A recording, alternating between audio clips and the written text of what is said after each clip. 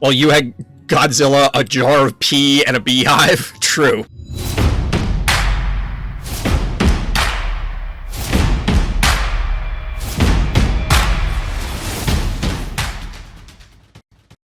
Welcome back, everybody. Welcome back. It's jumping into another streaming weekend, and of course, we're starting out with some Phobies. Hope everybody out there is having a good start to the weekend, or as many viewers, many YouTube viewers and live Twitch stream viewers, living in the future, at least compared to me. You're already well into your weekend, and I hope that it's going well. Hope that the week was treating everybody well. Going to switch scenes early, make sure that we don't make the same mistake as a few times ago. Akune, welcome. So, Finny, or is it Thiny? I don't know how to pronounce your name, but correct me. I don't know if you're still hanging out here. Congrats on Some of All Fears too, thank you. We'll get to that. Gotta do the greetings first. We'll get there, but thank you. Forgo, what's good? Scrungle, welcome. Yeah, if you're still here, Thiny, again, I'm sorry, I don't know how to pronounce your name. Correct me. I always feel bad about this. But, this is a general thing for everybody. Most of the replays broke. Realistically, a lot of the replays broke because of the recent patches. So, this is probably the shortest queue. I mean, by the time this goes up on YouTube, it's already, like, don't buy any of that. Just hit up the Random Thoughts Discord. You'll see how long the queue is, because I'm trying to make an effort to keep better track of which games are reviewed when, so that people don't keep asking me when are you going to do my game. But bottom line is that a lot of them, unfortunately, blew up. So we do have some. But if you want to get your own game reviewed, you want to have highlights, because I have been doing independent highlight reels, which you should see at least the time of this recording. It's going up on Sunday, so the 17th. It's the second highlight reel. I want to do these more often where they're shorter videos, only a few minutes long, with just really cool plays, single turn things, as compared to the whole, like, this is an enormous game breakdown of, like, everything that happened. It's just bang, bang, bang, bang, bang, real quick and short and stuff. But anyway, there's a whole bunch of stuff we do have to talk about tonight. There's a bunch of news. As mentioned, there were patches. There's all kinds of stuff going on. There's a bunch of events happening, which they would have already passed by the time you see this on YouTube. But if you are watching this live on Twitch, and if you're not and you're on YouTube, come up by the Twitch stream, RTChompGG over on Twitch. But if you're watching this live on Twitch, there is Miss Cha's event, which I think you might still have a little bit of time to enter. And then that one guy's tournament, which is tomorrow, which I think the signups are closed. They went rapidly, but it's one of the first tournaments offering coffee as prizes, which is really cool. So I'm excited to see what, incentivized high-level play is going to look like. My massive trap video got lost. Well, I'm glad I sent it around before it was too late. Yeah, I'm glad I got to that one. Hey, player, what's good? I see what you sent, Lufee. Will I cover or stream Miss Cha's event? So, good question, Akune. Good question. It's not going to be a live thing, but Miss Cha did message me offline and ask me to judge. So I will, spoiler alert, I mean, again, YouTube, you already know this, but I will be one of the judges judging all of the stuff tomorrow. So, I'll be doing that offline. No spoilers. But yeah, I'll be involved with the event. We'll put it that way. I'll have to talk to Miss Cha and see if they're comfortable with me utilizing anything from it and, like, either incorporating it into the stream or a different video. It's one of those, like, this is their event. I don't want to step on toes and infringe on fellow content creators' stuff. But I do appreciate that they reached out to me and they're including me in this, which is really cool. Now, I did talk to that one guy and asked them about their tournament that is, at the time of this recording, tomorrow. And the bracket I saw went up in the official Discord. Excuse me. The throat's already getting dry. So the bracket is up in the official Discord, and you can see how the breakdown is going to go. I'm not quite sure of the format, but I did ask if I could cast the finals, or at least, the semis, the quarters, the whatevers, the actual finals, and do reviews of that. And it sounds like there might be something in the works there. We'll see how it goes. Quick aside, everybody, before we get into the actual content, I was accepted into the Phobies Content Affiliate Program, the content creator program, you might call it. Shout out to the Phobies team, and thank you for that. But the reason I'm telling you, everybody out there, dear viewer, dear listener, is to let everybody know that I do receive some compensation from the Phobies team as a result of being part of that program. Now, I loved Phobies before, and I still love Phobies now, and I expect I will still continue to love Phobies in the future. So look forward to more Phobies content coming from Random's Thoughts. So now, on with the show. So, yeah, TikTok-rific. So, I think it's a great idea. We talked about it before. This is a general Phobies thing that most people... Let me take a step back. This is going into rant territory. I need a minute. All right, chat. Chat, what do you think is the biggest thing, the biggest issue? And spoiler alert, you can cheat a little bit if you've been keeping notes. I've talked about this a lot on stream, both with Phobies and plenty of other games. What is the biggest problem or the biggest impediment to a game's success? Go ahead, we'll give you a Jeopardy timer and I'll fill the silence because I'm good at a lot of things, but filling silence I'm very good at. I can talk about just about anything for virtually any length of time. It doesn't really matter. And I can continue to stall regardless of how long it takes. Replacement. I see that coming up in chat. If anybody has any other guesses, feel free to throw them in, but I'll give you the answer. The biggest challenge for the vast majority of games is that nobody knows they exist. Like, literally, most people do not know. Look at it this way. I know that this may be a dated example. Maybe I should use LOL or Dota or something, or Counter-Strike. The World of Warcraft at its peak had tens of millions of players, right? There are billions of people in the world. There are people who literally do not know that World of Warcraft even exists. They have no idea. And we're not, like, people that could hypothetically be customers. That's the thing with a game like Phobies. It's not balance. It's not even necessarily the monetization model. And don't get me wrong, those two things do factor in. But you can't sell something to someone when they don't know that it exists. And the biggest problem, and I've said this about a ton of games, and in fact, Mythgard, call back to it, their biggest thing that was called out by the owner when the game went into maintenance mode was that the marketing was the problem. No one knew what a Mythgard was. Or the people that didn't understand it. So it's multiple layers of not just getting people to have an idea that you literally exist, but what is it? Why do I want to play it? Get excited about it.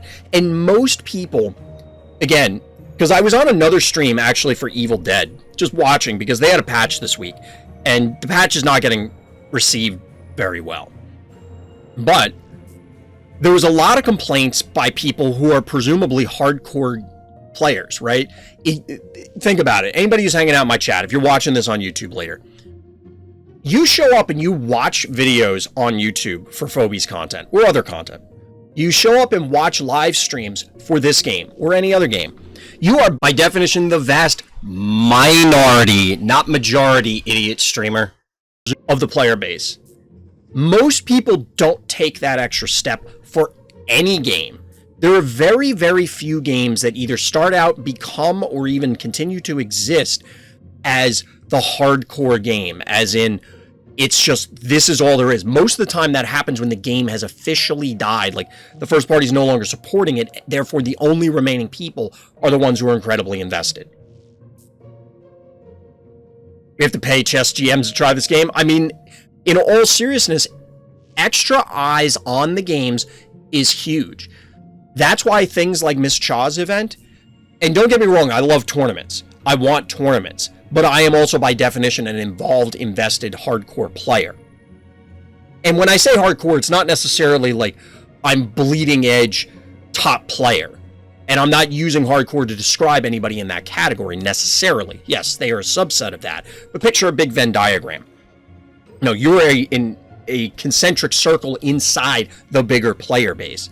And a lot of the players just play Phobies or other games. This is their pooping game.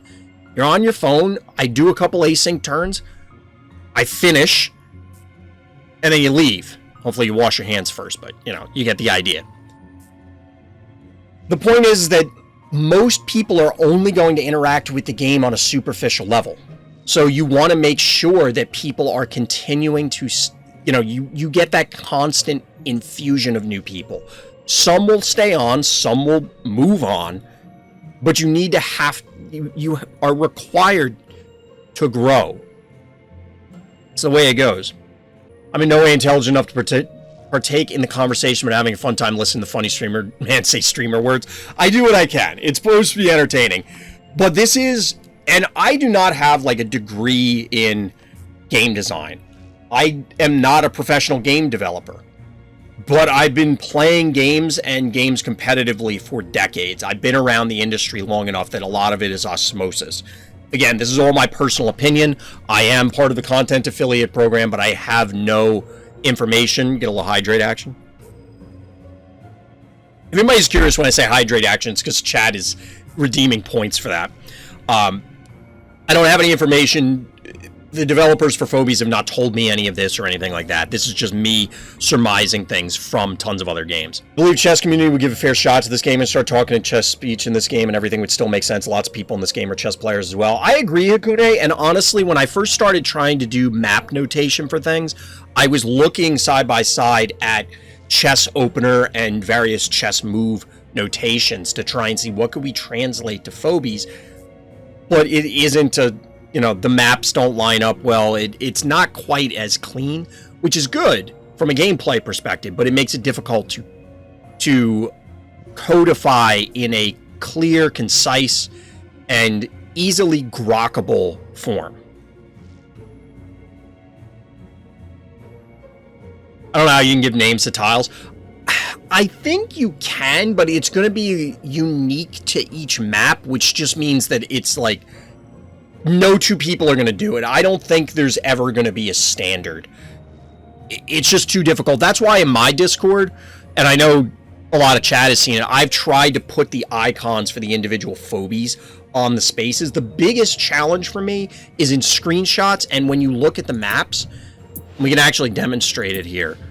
Like, some of these tiles, you don't know exactly how many moves. For me, at least, it is difficult sometimes to tell where some of these tiles are. And, like, they just kind of blend for me in the screenshots. So I find it difficult to assign them, and I don't want to sit there and number each of them. That just seems ridiculous. We'll have openings when a big portion of the players have 80% of the Phobies. I don't quite follow you. I think most people, well, maybe not most people, but enough people have the majority of the early game Phobies that will see standard stuff. It's more, the biggest thing is not just the collection size, but the collection level. Because it doesn't matter if I have access to Electrocat if it's level 2. It's only going to be relevant if the all of the plays within the given scope are reasonable at that point in time. Technically a chess player, since I played it a few times, I guess that applies. That's fair. I actually started playing chess again in real life after playing Phobies. But I would love to have a more standardized notation for a lot of this. I just wanted to say I'd like to see arrows. So I have done that. The problem here is, so we were talking about this offline, is trying, I wasn't doing it on Phobos, but Phobos was the most recent one that we were talking about in my Discord. By the way, hit up the Random Thoughts Discord if you're watching this on YouTube. Just throwing that out there. It'll be in the video description. But we were talking about openers and setups on Phobos, and when I've done this sort of notation before, usually I'd have a bunch of arrows, but I think I need to color code everything in order to make it more obvious. Like, if I tell you what everything is in the accompanying text, you'll understand, oh, well, yes, This is obvious now. This goes here 1, then this goes 2, and then this does turn 3. And to be honest, beyond that, I think it's too difficult to really figure it out, because depending on your opponent's opener, you know, a collection level, variety of things, like a lot of stuff changes right now. But also, if you have 70,000 things going on the map, it gets really complicated. You have to start at like the blue keyhole and count A, B, C from side to side, then 1, 2, 3, 4 diagonal. Yeah, it gets way too... Like, if I'm going to assign... There's way too many spaces on this map. I don't even know how many there are. Like, 60? There's a lot of hexes on this map, and I'm not going through and numbering them all. Like, I don't even know it... Yes, I just don't want to do it. But if it was necessary and valuable, I'd probably do it. I just don't think that it's valuable enough most of the time. Sometimes I don't know why people play Electric Out when there aren't any dronies or cowbells on the field. Probably they just want a 1-drop. Problem is, blue corner of the map necessitates A minus AB. You don't need arrows because you undone moves in chess, which in chess you don't have. True. I think as first player on Phobos, you can get a pretty strong panic point lead. And then you just go for the heart after a few turns. I think right now Phobos seems to be heavily first player favored, but it's not impossible to win going second. I've done it. I've almost lost games on it. I was about to lose a game, and then the game crashed because we had that series of bugs, which we'll talk about later. And then I've seen other people win from both sides, but it seems way harder going second.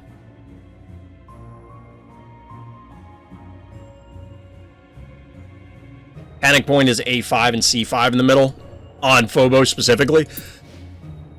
I mean, I get the notation. This is a much more square or rectangular map. I don't know if it's actually square, but it's tough to do it. And I think also the perspective, like if this was just top down, you could probably do it a little bit easier. But I personally, with chess, it seems cleaner. Even though, yes, you don't look at least I don't play chess where I'm like standing over the board looking at it straight down. I don't know about you guys, but I don't do that. But if I look at a chessboard and it's completely two-dimensional, I can easily translate it in my mind. I feel like I'm going to have difficulty doing that with Phobies, but I don't know. Yeah, that's kind of where we're at, Akune, on Phobos, is Gravedigger into Snowball. But the follow-up still is important. Like, the next 2 turns are crucial. Pluto looks interesting. Yeah, this is going to be a weird map. I haven't played on it yet. Oh, somebody was asking about Fright Night. So yes, there will be Fright Night 3. I do plan, and by the time this goes up on YouTube, it may be too late to sign up, but hopefully there'll be further Fright Nights and there'll be more.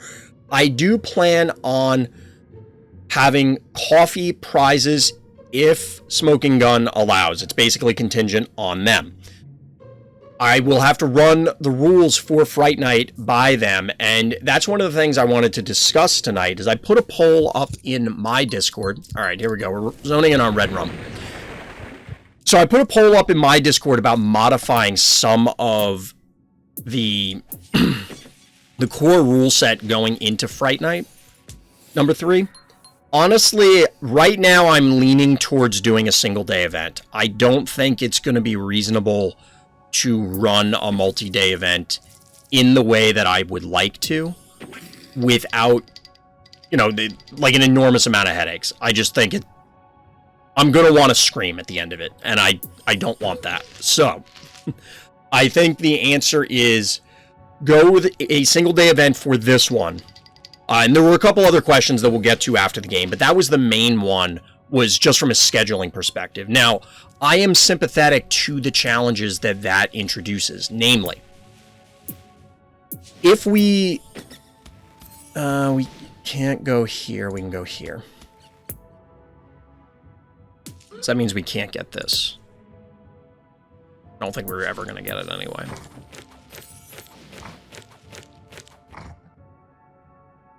I'm not going to bring it in. I don't think those two will kill it. They'll kill it anyway. I guess this is fine.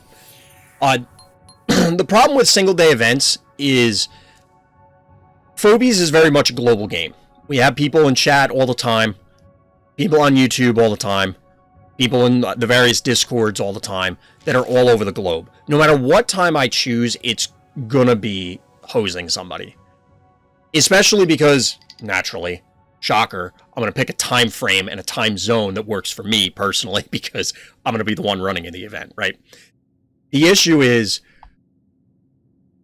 that just straight up doesn't work for everybody, and that's the reality of the situation. There's really not much you can do about that. So, as a result, we are going to lose out on some participants.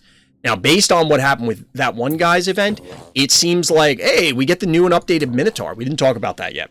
Well, that'll be a different video, but we'll do that later in the stream. Excuse me. But regardless, we're going to end up where some people are just going to kind of be left out in the cold, which there's not a whole lot I can do about that. So this can come down and hit this. I think we're fine waiting for now. Normally, I'd be more aggressive about this, but I'm not really sure how we're dealing with that guy.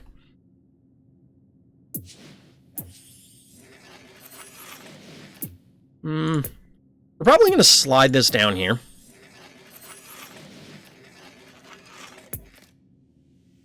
And we're going to bank because I want to get a Jin Sting online. I also think single day event is the way to go, but because of time zone, I might not be able to participate. We'll see. Exactly, Azumi. That's exactly the problem. I mean, I'm going to try and accommodate people as best I can, but we'll play it by ear. Can I give an example? I'm not sure what you mean, Akune. Was that for on Phobos' second, or did you mean for the event? I mean, if you have a Tractor or Hevo 2.0, Phobos changes, I think, a lot, but not everybody's that fortunate, right? Yeah, I like Minotaur. Honestly, spoiler alert, I feel like it might have been okay before, but I don't know. Clearly not everybody felt the same way, so I'm not real sure. Do we go with Tractor instead?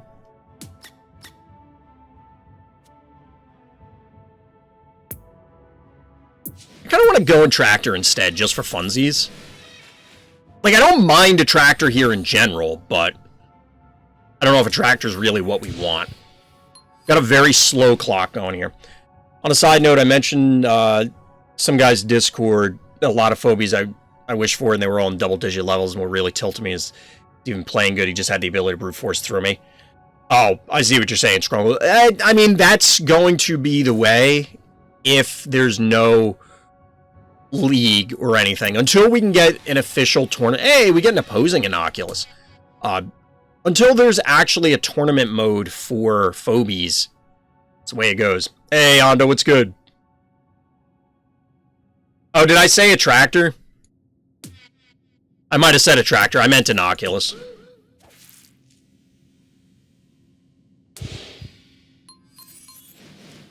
What?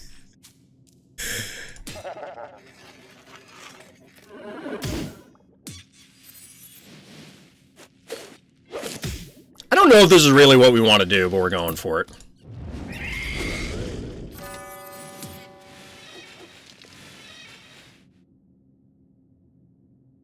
So if they move here, this is actually a dead Tractor if we go there.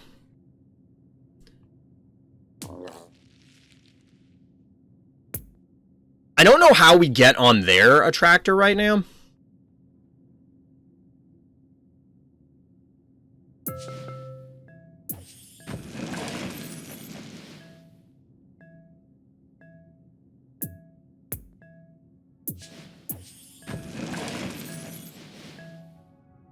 I guess this is fine. I don't know.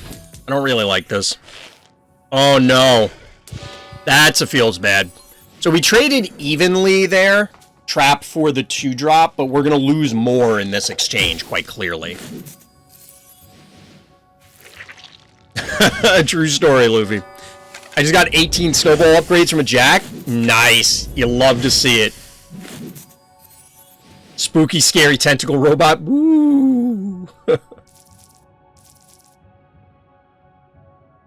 I love full AoE and Phobies like Minotaur and High Five. It's fun. It is a rare bit. How many other Phobies have that? I mean, Beauty does, but... And we'll be talking about Beauty later on. No, we didn't do any game reviews on. I actually got to play a game. We just spent the first part of the stream talking about random stuff. Random's thoughts. No, it was more, Talking about the different events, Miss Chaw's event, that one guy's event, events in general ideas of what can Phobies do to grow, that sort of stuff. Russell has the same attack like Minotaur. True, I forgot about Russell.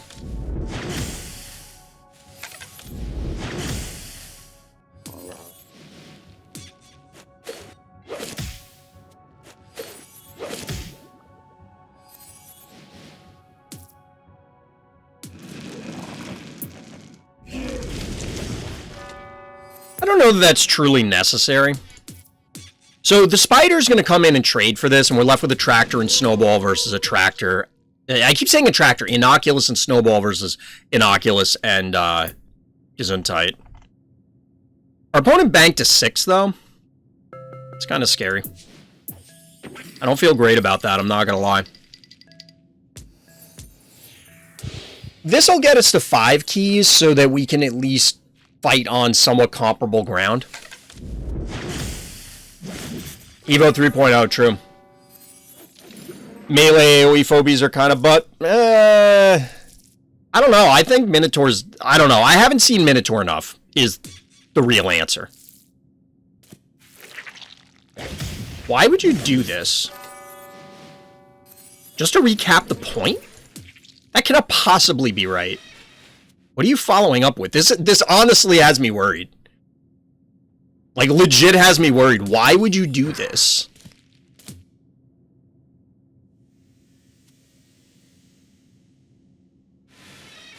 I think Opulence is around 60 stress level, one of the people in official Discord Phobie channel. Oh, I was like, wait, what? I've never heard of that Phobie before. Now I understand what you're saying. I was so confused.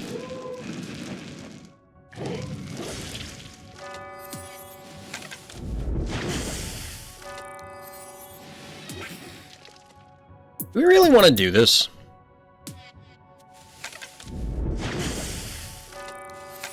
Could just kill these, because I was thinking if the snowball dies, we can just, like, it pulls this in, and it won't be able to retreat. But I don't know if we actually want to do that. I don't know.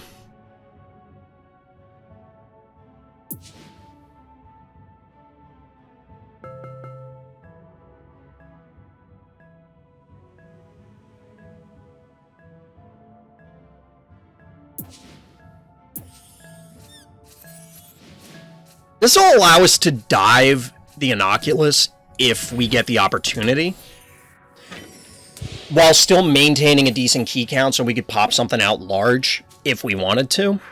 So, like, right now, we could dive and kill the Innocuous.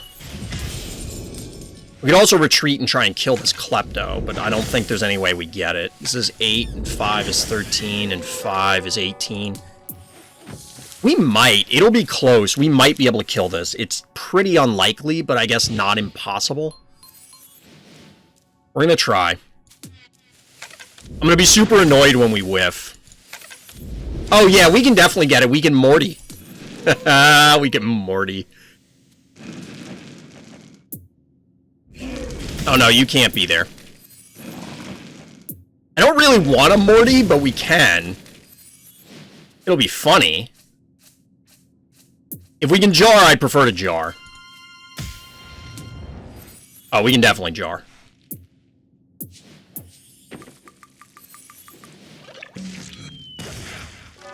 You will never Morty. No, chat told him. I honestly was not looking at chat. But I realized, oh, Morty does like 800 or 900 damage. We could do that.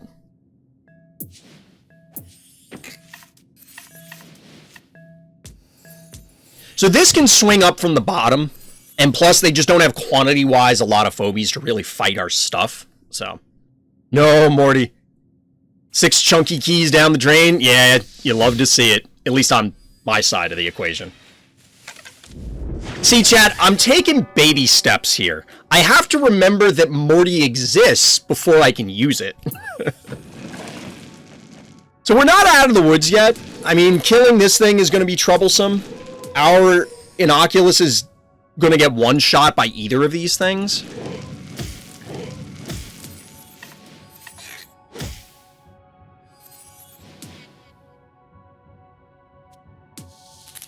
We actually can't kill... Yes, we can. What am I saying?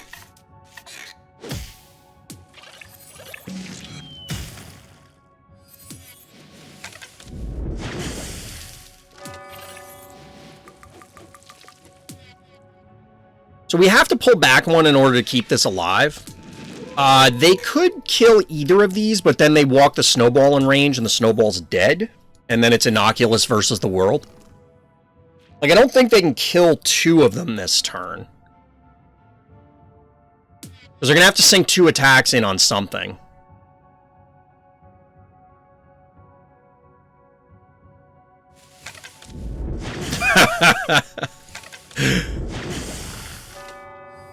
Makes me feel good, Hakune. 5 hours left before the Miss Cha event ends, and the winners will be announced the 17th of July. I hope I win. We were talking about that, so I was selected to be one of the judges for it, Anda. I'm looking forward to it. I'm actually kind of excited. I'm very curious what the rest of the Phobies community cooks up, truthfully. And I was talking about how I think that this is actually, like, it's a great event idea.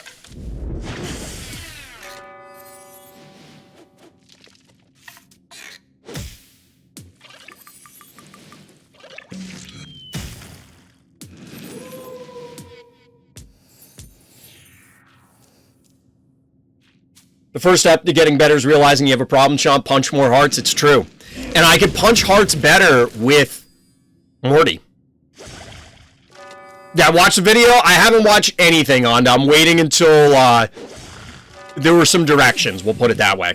They let the Innocuous live. Honestly, I don't know that it mattered. I would have killed their Innocuous regardless. It just, yes, I think the optimal play was to get the Innocuous, but I don't know if it mattered. I don't know if it mattered. It's true, Akune. GG is right. You know what's funny is isn't that an actual fish, Hakune? The misspelling that you had? It might be an actual fish. I'm Googling this now.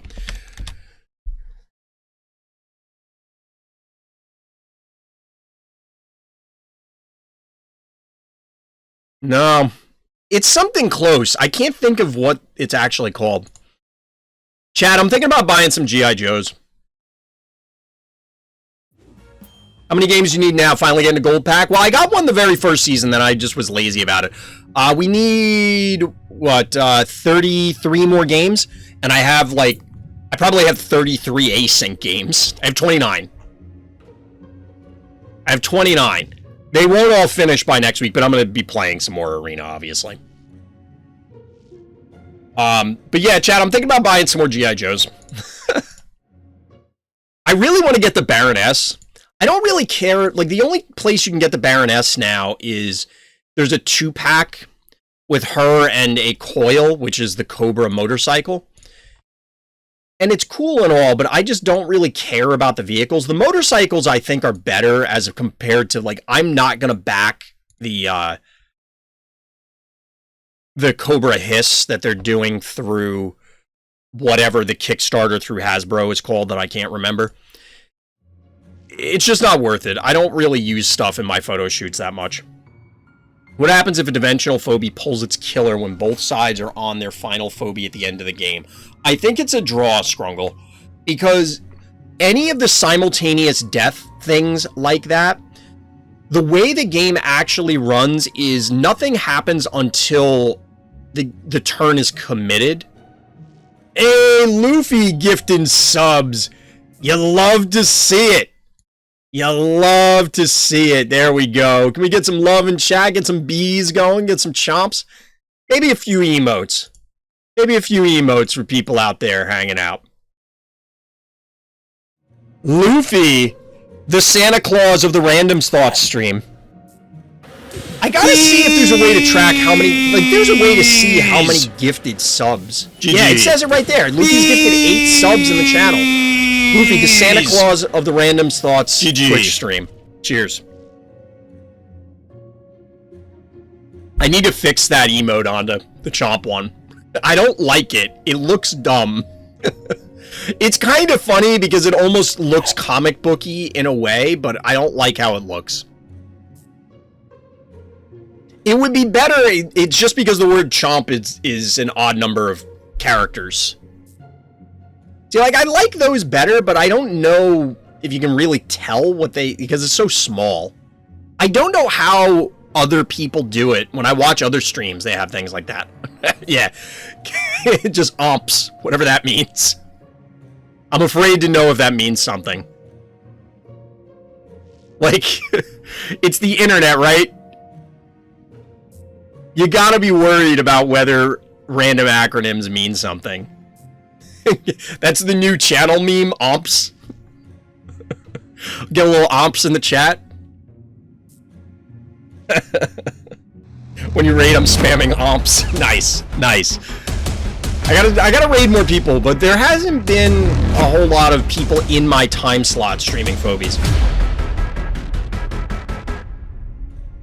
See, Akune, when you do that, all it reminds me of, isn't that that's not the noise, but doesn't Jason from the Friday the 13th series say something like that? Womp womp, there you go. Omp is when you catch a tennis ball in the crotch. Yeah. I can see it. You know, Akune,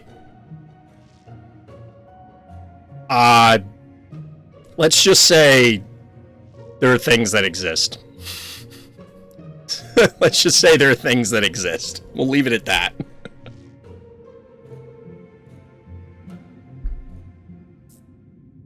Alright, chat. Let's do a game review. We got a game in. We got a pseudo rant in.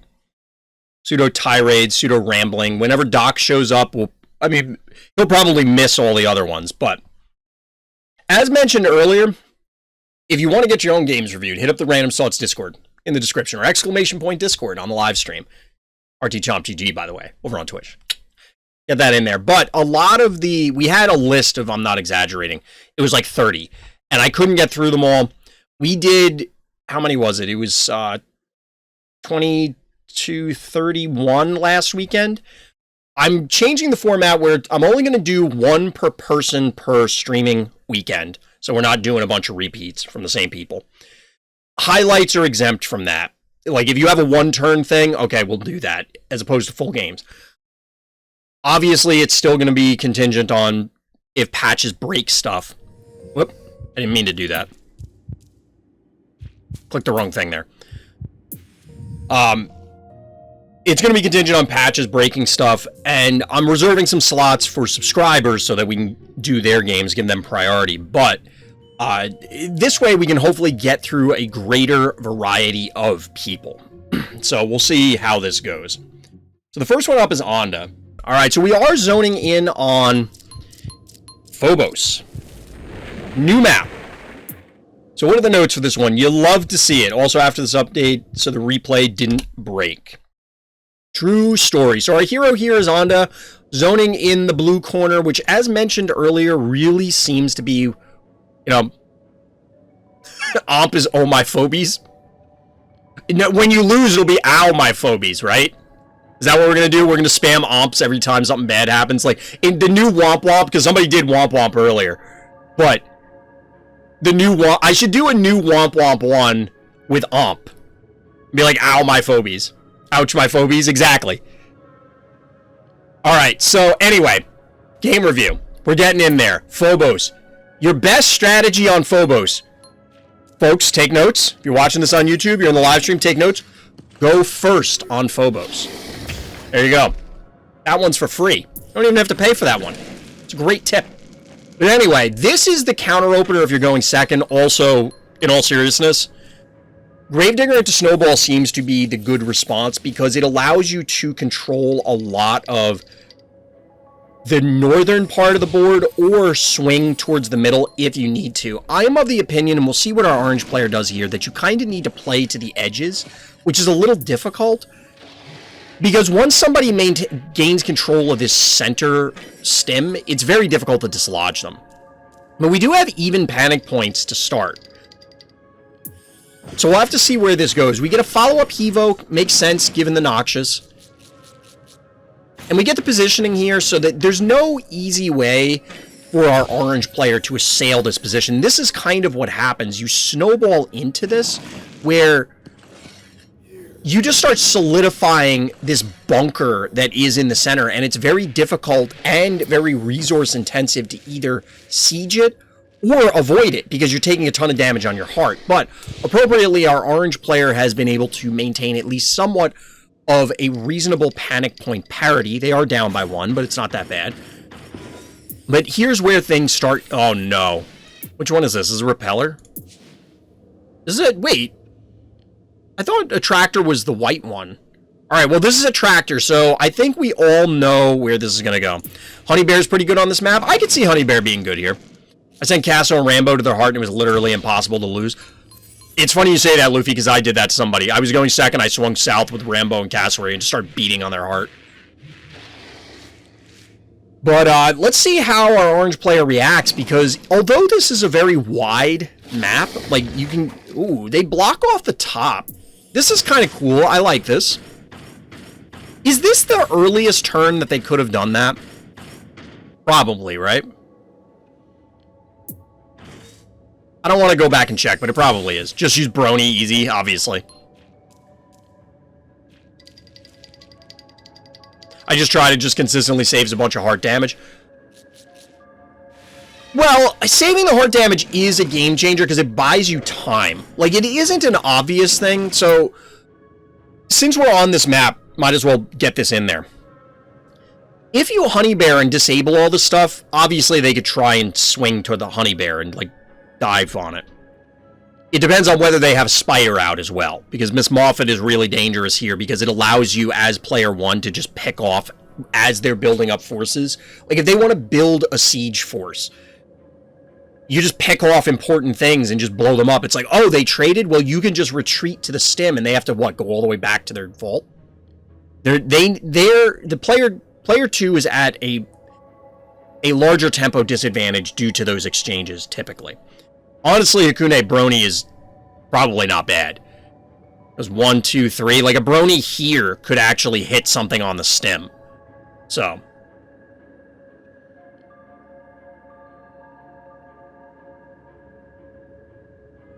It depends on, if you define it this way, Razormouth is a game changer. I mean, it's not a must-use. It's not a must-use, but it is impactful. And the thing is, it depends on how much time you're buying. Because if you can disable 2 panic points and then make the fight, like, 3-1 here, because it would be 1, 2, 3, and then these 2 are gone, so just this one is blue, that's relevant. Plus, without the stim, you can siege it if you want to. I don't know why they use Venus here. Probably just to try and fling traps, like it's a range 2 thing. Just soften stuff up, I guess. I don't know. Looks like we will have a Noxious trying to go face. Unless it's trying to... Ooh, we get a Paddles. You don't see Paddles very often. Maybe more since the patch, but...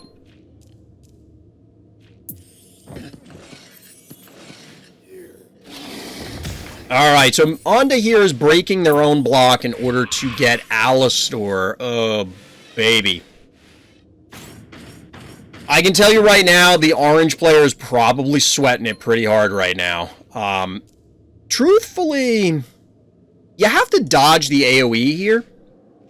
You have to dodge the AoE from Hevo 2.0. But I'm surprised was the Attractor dead? Or something if it was up 1 space? Like, the Attractor just is exerting a zone of control that it almost doesn't matter. I mean, it matters, but the threat of the pull might be as or more powerful than the pull itself in many situations.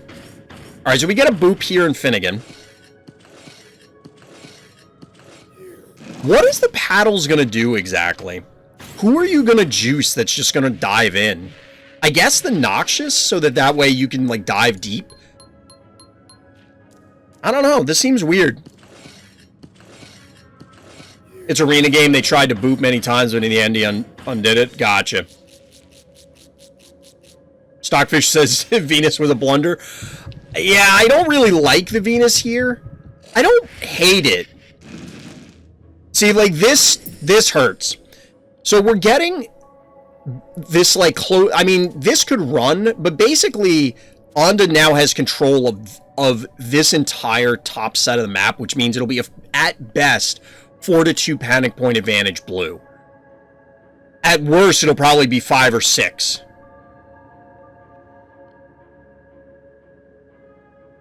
It's gonna get ugly. Because you have to retreat here unless you want to just give up these phobies. Ooh, we get a Blastomatic. Which is getting juiced by paddles. Look at him run. Look at him run. Alright. Is this a dead Alistor? Oh my god, this is a dead Alistor. Wow. That's so good. Wait, no, it's not. It's not because it doesn't ignite the tile. It doesn't ignite the tile. Oh, no. I can see why this is the last turn. I can see why this is the last turn. Womp Womp is right.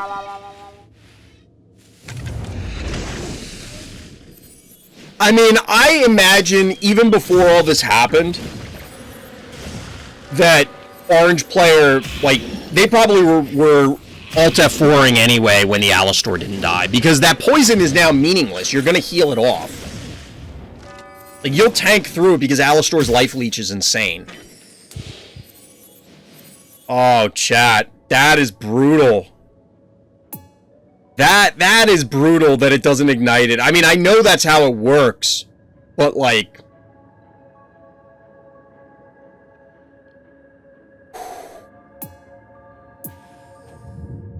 Ouchtown. Population U, bro.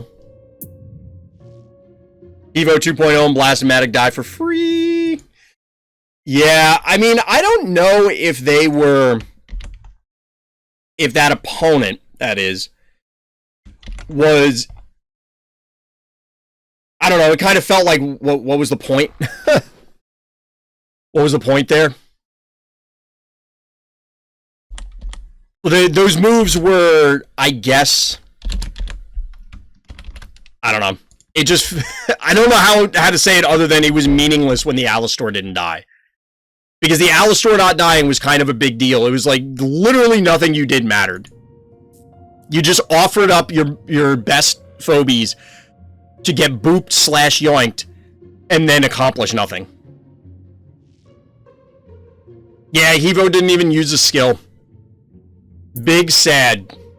Big sad. Alright, chat. We'll try and play a game and then I'll take a quick break. It's hot. I need water. I'm cooking. Does a Blastomatic ability have a 1-turn warm-up? I believe so. I think DT's in chat and can probably confirm. A Blastomatic enjoyer, as they are. It does, in fact, have a 1-turn warm-up. Which makes sense. There's few abilities... Like, the norm, I think, is warm-ups. The norm, I think, is warm-ups. It's like healing abilities... Gravedigger... I guess Crushmore, probably. Leaps. Meatball. I think if he spawns like Stairmaster and Paddles, he can kill my Alistor. Possibly, yeah. Traps don't have the warm-up? Okay. Traps, it kind of makes sense because, you know, if you're just popping out of spawn, what are the odds that you have a valuable trap location? Bees, yeah. Hoops have no warm-up except 2.0 and Rambo. Yeah, I think the warm-ups are primarily... I mean, part of it's range. Because Rambo or Hevo 2.0 could just come out and immediately cause havoc. Because they're both AoEs. Wait, Repeller doesn't have a warm-up? Really? There we go. We absolutely should have won that last game. I was in a winning position and then just hemorrhaged it before the jar misplay. Before the jar misplay. But I gave up that game beforehand. And it's frustrating that that's how it went down.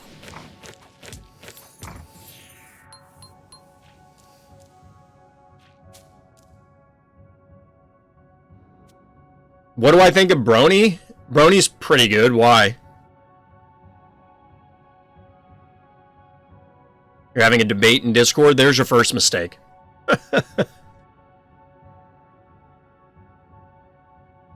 But honestly, I feel as though we were winning that whole... just about that whole game. The early game was dicey. We had that great turn down here with the jar, killing their jar and the unicorn. I don't know. There was something else that I feel I messed up, but I can't think of what it is, and it's just throwing me because of the misplay there. 3. So if we take this point, we could lose the cassowary to this plus Snowball, because they can go here and then send Snowball in.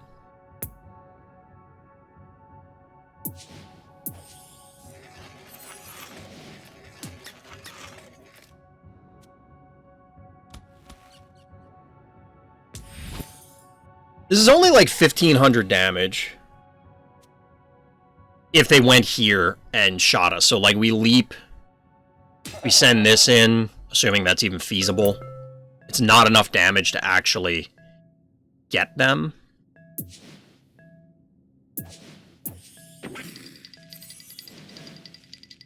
We won't have the surface area to do anything here, but I anticipate that this will shoo them away to a degree.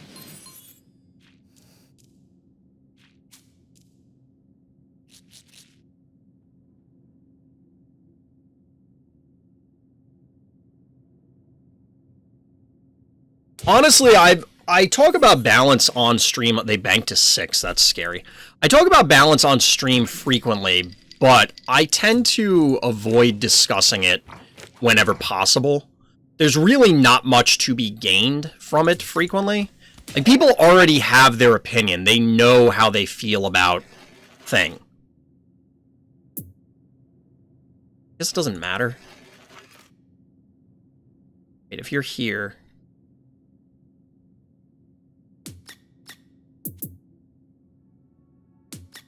It really doesn't, there's no way, wherever this thing goes, I can't get to it. I guess this represents more damage if they swing it all the way to the bottom, which is not going to happen, but we'll bank as well.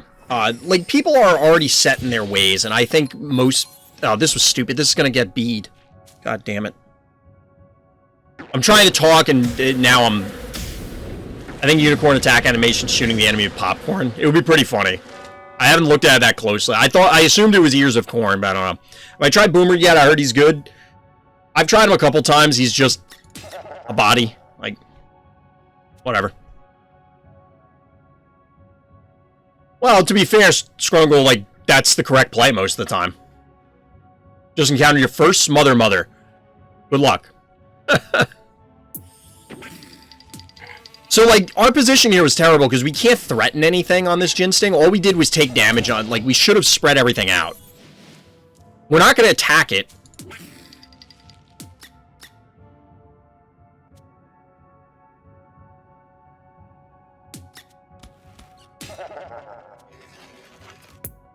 They banked to 8. Are we going to see the new beauty?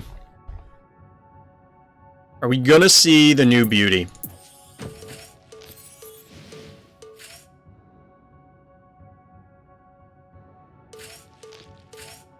So I'm just getting more bodies to recap points.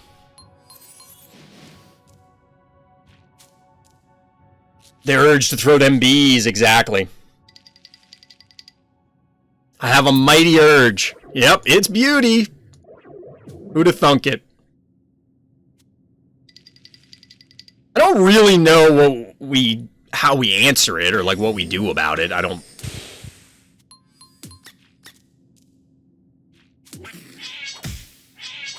What level is this beauty? This is a level 9 beauty, so it still has almost 2,500 health. It's gonna have less health now, but still a significant portion.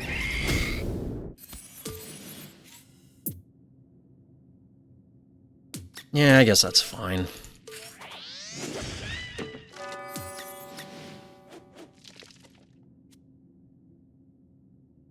So you can line attack for 600. You have bees online?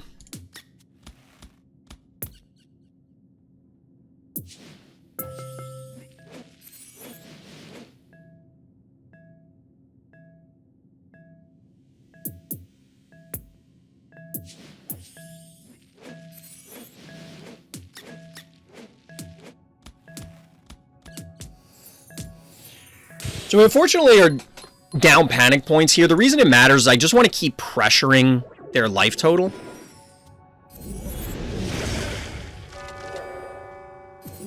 So this puts it in range of not a lot, but we can beat it up. I imagine a Clinico is going to come out. Maybe not this turn, but probably next turn. I don't think there was... I guess we could have... So if we hit the Cassowary here, the Cassowary dies instead of the cat. Less than ideal? Yeah, here's the Clinico.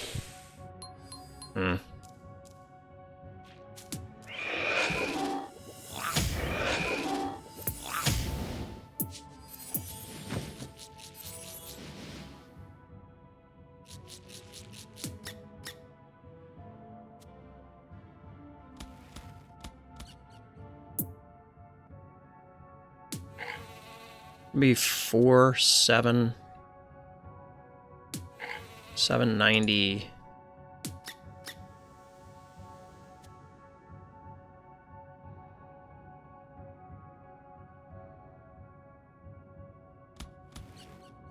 So they could invade here, and that would be real bad. But I'm hoping we can dislodge it. I was debating sending the Cassowary. I think the Cassowary lives if it's in range of the stem, but I'm not 100% sure. Behold! One's got 4 phobies with a sheeping gas ult. I've had a couple of those on stream. They're funny. It doesn't happen that much anymore, for obvious reasons, but, you know. So we can probably kill this. 5, 9. We can kill it, but then we can't dislodge this. Which is really bad.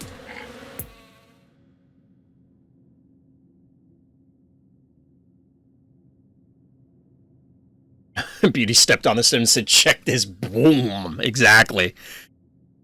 Beauty does some things. I've heard some stuff.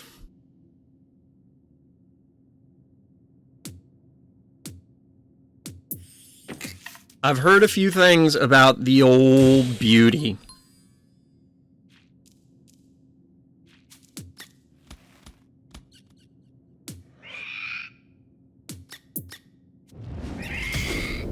So we have to do it this way, unfortunately.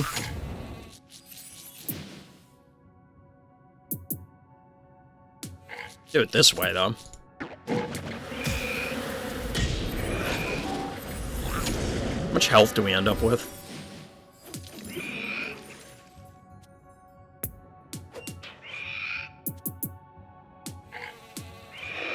We're gonna do it this way. I don't know.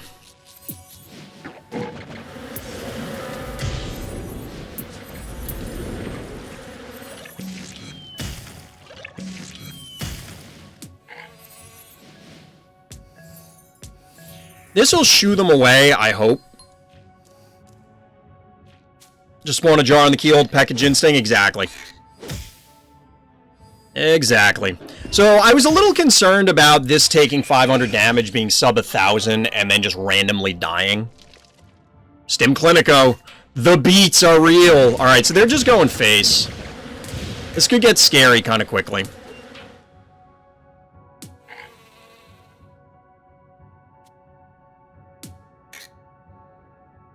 Maybe not. I think we kill both of these, so we're gonna snowball this, and then we kill this with a combination of Ginsting and Pterodactyl, and the jar. Clinico got enough. Exactly. Had enough of Casper's nonsense. The Assassin Clinico. The combat medic is right.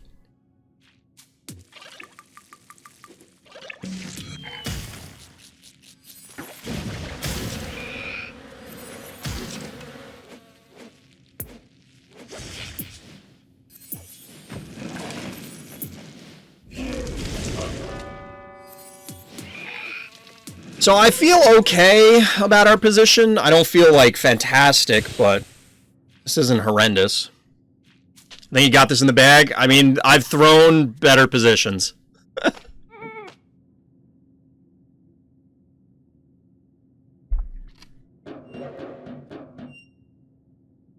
Stupid, silly sheep. Exactly, Taco. That's exactly what happened. What kind of chicken is cassowary exactly? Like, is it just supposed to be a demonic ostrich? Like an undead demonic ostrich?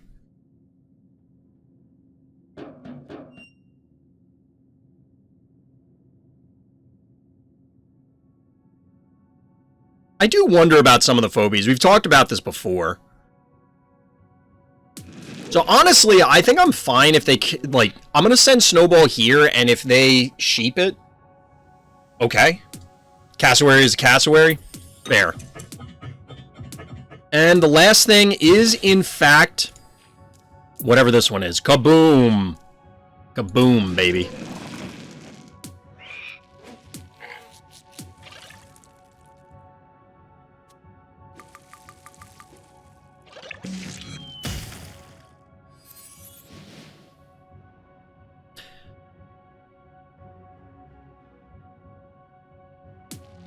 It's 14, so that's 1,000 this. Yeah, we should be fine here.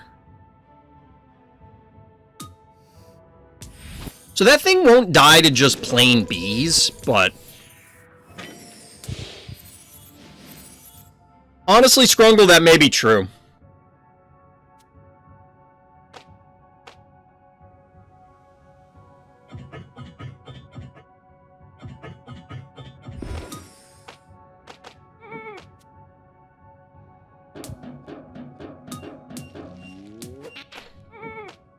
So the way they win this is panic points. So we do have to be careful. Can we kill this sheep?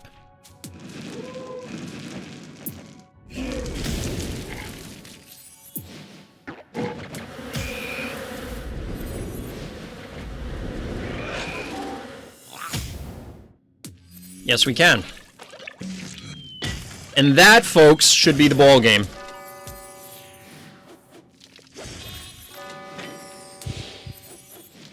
I'm telling you, I don't like sheep. It's been a while since I've seen a sheep, truthfully, but...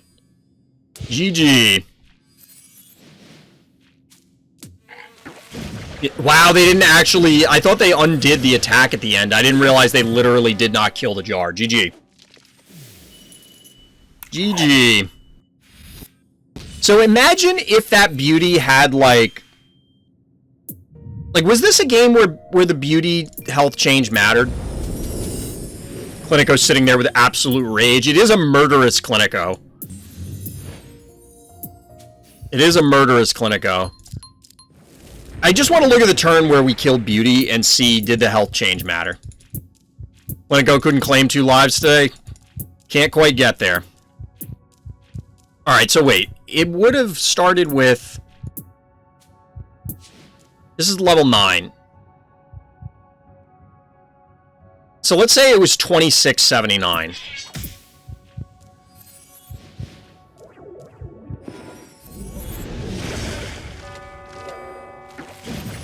We don't get it this turn. We get it this turn. So it would have, say, 587... plus another 9. We'll say plus another 1,000. So we'll say it's like 1,600. 5, 10. It probably lives if it has it. Murderous Clinico needs to be a phobie. Honestly, I think this... I mean, I'm just ballparking it with, like, how much damage we're doing and roughly what it would be. It might even have even more health than just the... I mean, I'm just giving it 200, but I think it lives. I think it lives. Yeah, you missed the games I threw, Doc. I mean, it wasn't like... I only started to tilt on the last one. The first 2, I didn't care. The last one... actually annoyed me. Alright, Lufee. Just to showcase the power of a tractor, but also how much you can deny your opponent breaking through the stalemate until you get everything ready. So we do get the Lufee starting off with Snowball here. Makes sense. That's pretty much how I do it. Obviously, we're getting an opposing Snowball here. I'm not sure why we didn't get the Snowball Fireball, though. Like, I guess they want to save it, but why?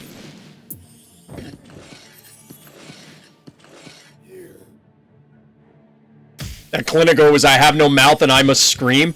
I didn't think anybody else knew what that was, Scrungle. I tell people about that all the time and then just didn't know. Oh, yeah, they had to move twice. They had to move twice. Never mind, that's why. Even still, why not, instead of taking the point, just Fireball? I don't know, that seems, because you could go 1, 2, 3. Like, you can go here. I don't know, that seems weird to me. The Gravedigger plays here are very interesting. I actually kind of like this. I don't know, I'm coming... Like earlier, I was talking about how I'm not a fan of Pterodactyl as of late, despite it winning me the last game. It's going out of favor for me, whereas Gravedigger's kind of coming back in favor for me.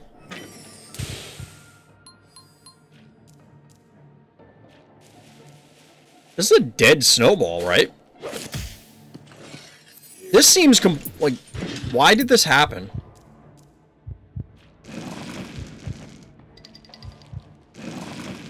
This is completely unnecessary. This has to be a dead Snowball, right?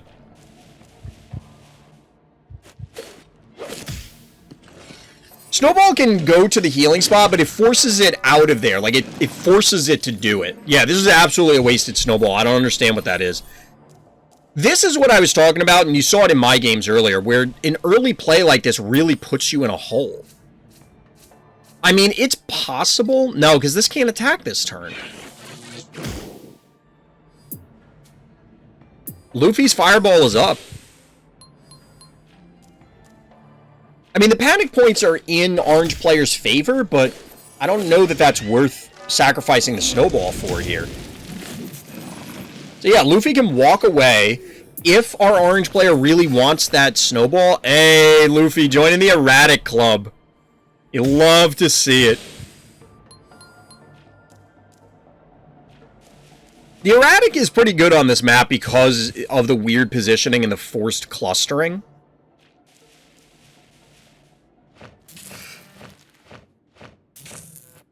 I've used Erratic almost every game lately, actually. That's interesting. I mean, I like Erratic. I honestly don't remember the last game I used it. It's how useless sheep's all. It really does. We don't see a sheep here. We see a Klepto, which is significantly less than useless. Level 6 Erratic is the best HP. 2069. Oh yeah, Erratic is level 11 now. You upgraded him last night. Nice. Watch one game you suggested on Discord. I don't know how you play so aggressive. It's fun watching your games. Yeah, Lufee is all about getting in there. All right. So we have the attractor play from the aggressor that is Lufee. See? Segue to there. You salvage it. That's what you do when you stream a lot, chat, and you have to talk a lot. You have to find ways to salvage idiot sentences.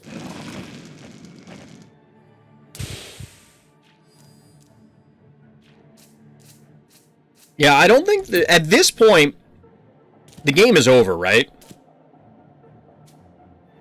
You would have to go in with Klepto, Jar, and Murderwing to kill this, and if you do that, that's as good as getting the attractor pull off. Eventually, this attractor will just yoink everything. Or yoink this, I mean... So wait, timeout. 1, 2, 3... This was in range to begin with, wasn't it? So, Lufee's talked a lot in the past about targeting the heart, and it would have been a legal target here, but... The Alistor's in range anyway?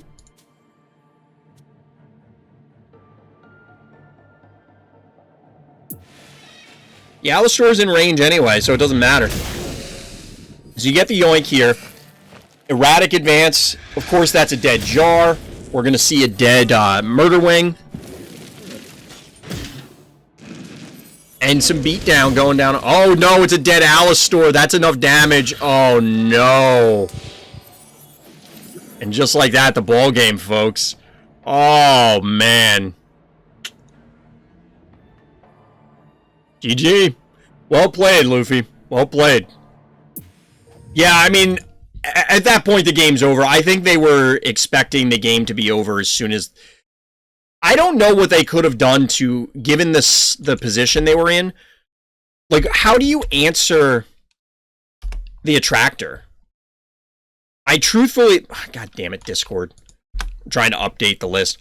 I don't know how you answer the attractor there, truthfully. Because you'd have to dive, but again, the setup was the erratic first, so you can't jump into an erratic. It's like jumping into a wood chipper. Zappy? Into erratic? I don't know about that one, Chief.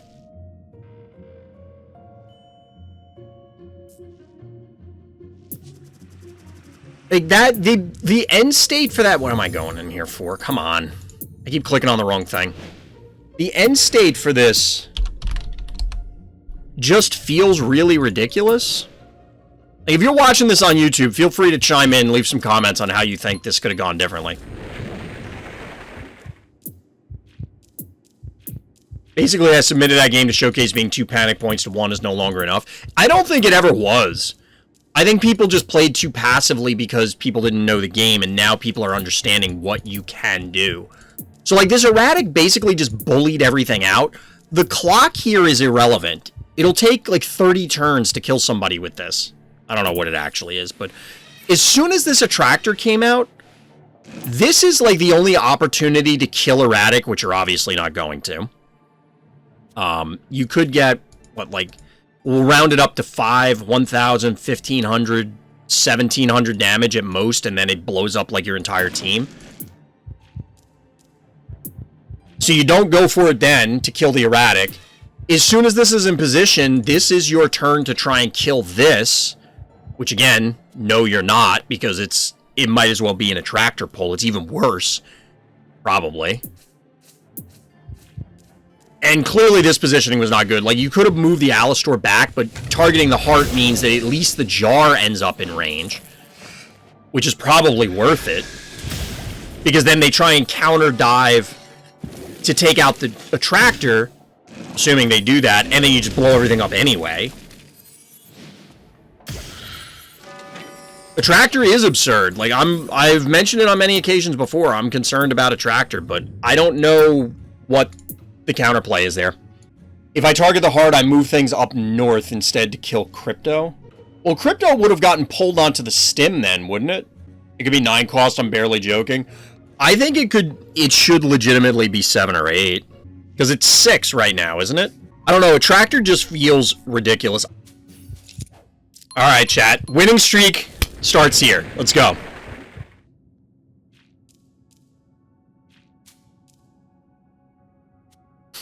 Why do we care so much about what Finnegan did or did not do that game? I don't get it.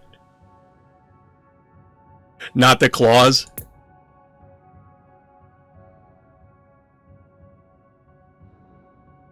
I've never lost an arena. I always surrender. Oh, here's the unicorn.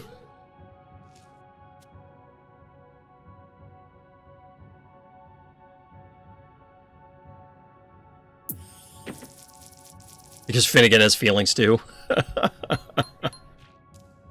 Alright.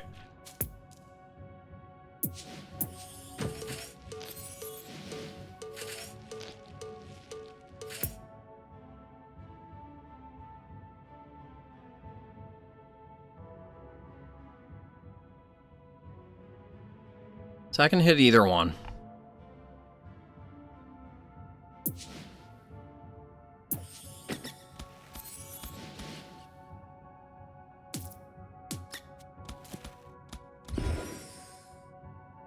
I could have came through. If we go here...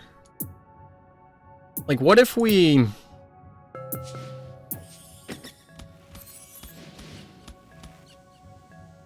did this instead? I don't know if this is better.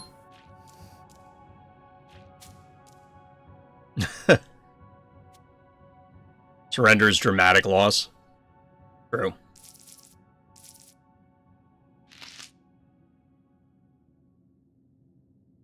So actually, it might have been better to send this bottom and then just hope to snowball this. I don't really care about this thing. I just want the one key off the board.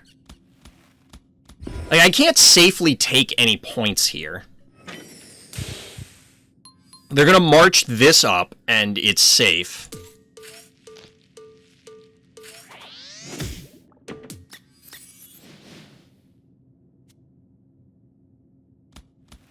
I guess we leave this here. It doesn't matter. Blows back to 4.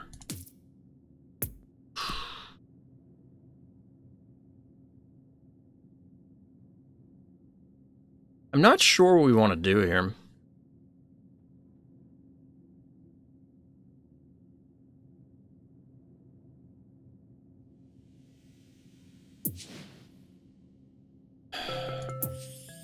No, I don't. Game.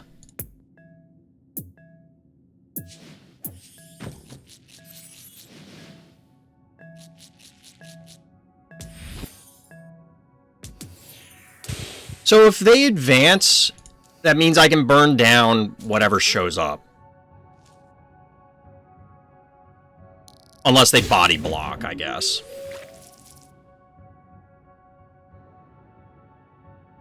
I love to have and use Finnegan, but I wouldn't spend 2 keys giving him FOMO.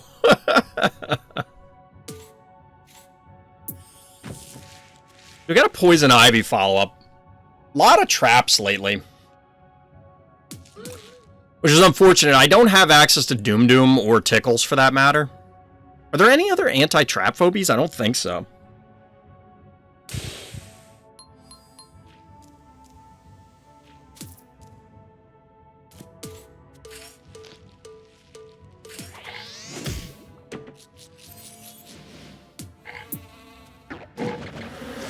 I don't know that this is really worth it, but we're going for it. It gets stuff off the board, is the main reason.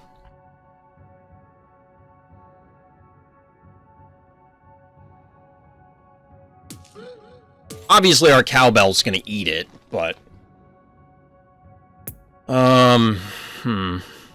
We probably need something to supplement the Gin Stinger, otherwise they end up just, taking over that spot. Casseroles are in a staring contest up top. Any glob phobia? I assume that's supposed to be resurrect or something. I have literally no idea what glob is supposed to be. I consider newly deads and jackalopes to be anti-trap phobies. I kind of agree with that. I tend to utilize the jackalopes as that answer. Ginseng Duo works really well, if you have them. When you have good phobies, they work well. Believe it or not. It may come to surprise you, but good phobies are good.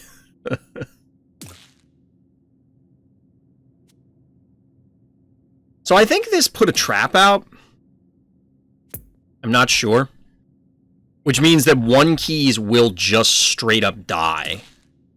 Because they're going to take, like, almost 700 damage. Cowbell is the only thing that would have lived through it, and that one's toast. Well, I guess this will live through it, but not for long, clearly. So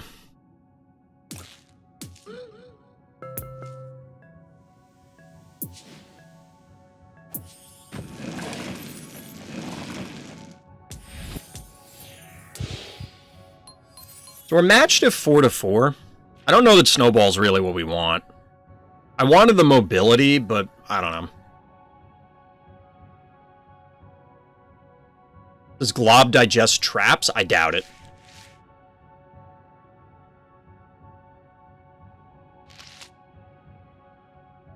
Boomer's a good opener? I honestly don't know if Boomer's any good at all. I'm not even joking. Boomer's weird. I don't really like it. Alright, so this is 5, 9... Like, this isn't enough, right? Game, please.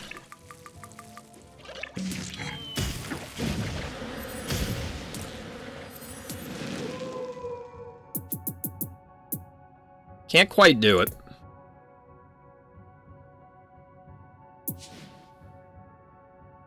I don't want to go to 5 Phobies when our opponent's banking. That's kind of scary.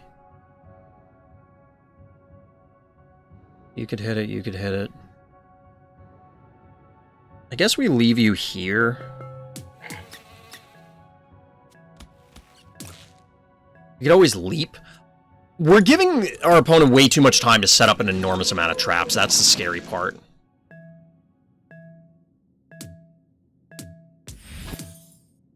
If they leave this here, we can get it next turn. Obviously trading out probably 5 keys for their 3 key because the snowball will die and the cassowary will die. Boomer requires some decent investment and forces them to find a counter to the pull. Because if they get pulled, they just get unleashed upon.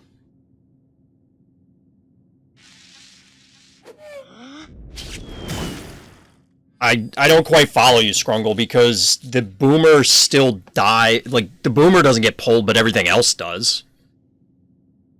So it'll change the positioning. Yes.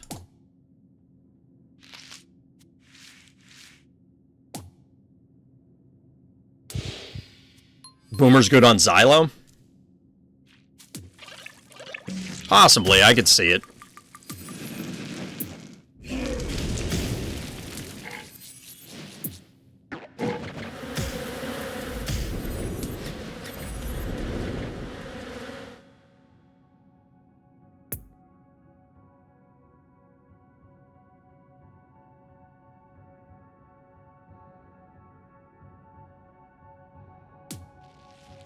$2,100 health. It's just an insane amount of health.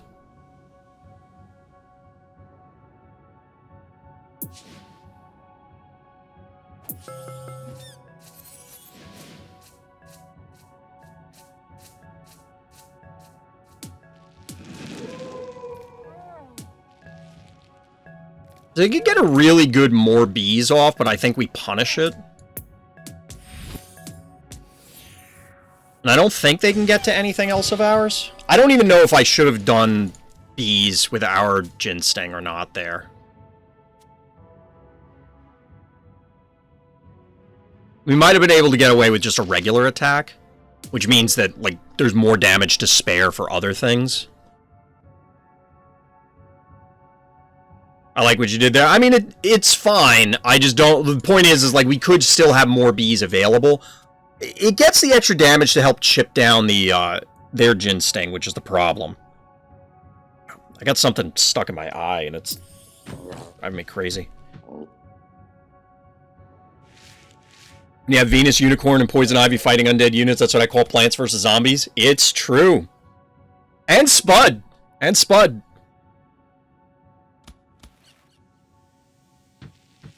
We had a little Plants vs. Zombies action going on.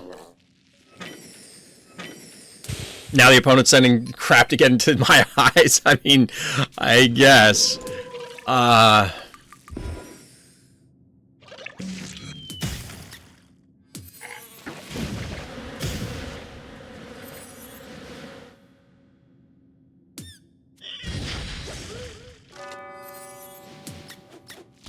This is clearly trapped.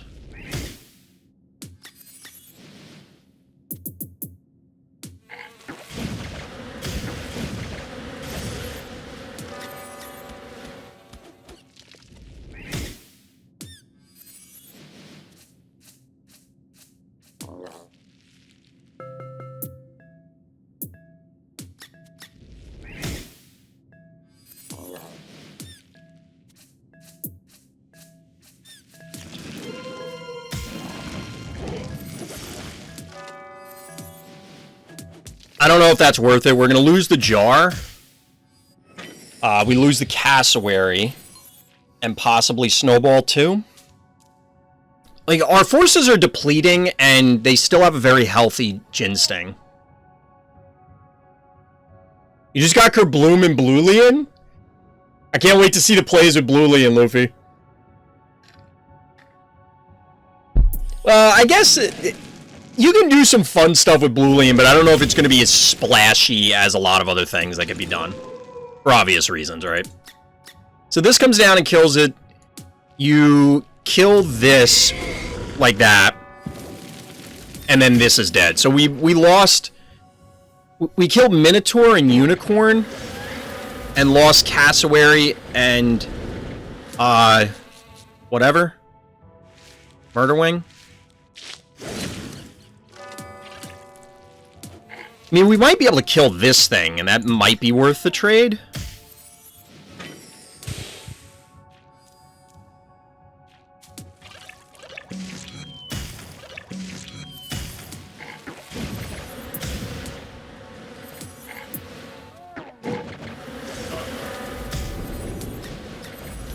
I don't know if more bees was worth it there, but we did it.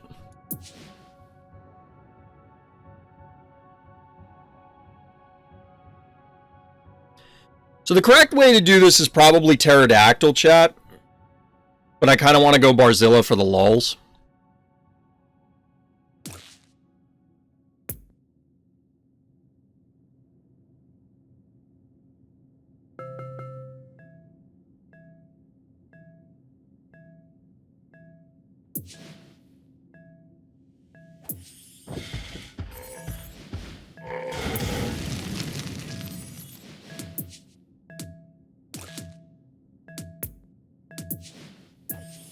If I throw here, chat, I throw.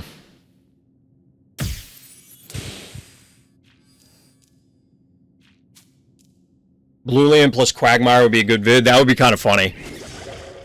You just set up and your opponent can never dislodge you. Yeah, Barzilla is very tanky, but the problem is that we really should instead have a bunch of Phobies right now. Like, we could have 2 solid Phobies as opposed to one that's pretty good and then a 1-key. Who's incidentally going to get tagged by a trap. Like, that's what's going to happen.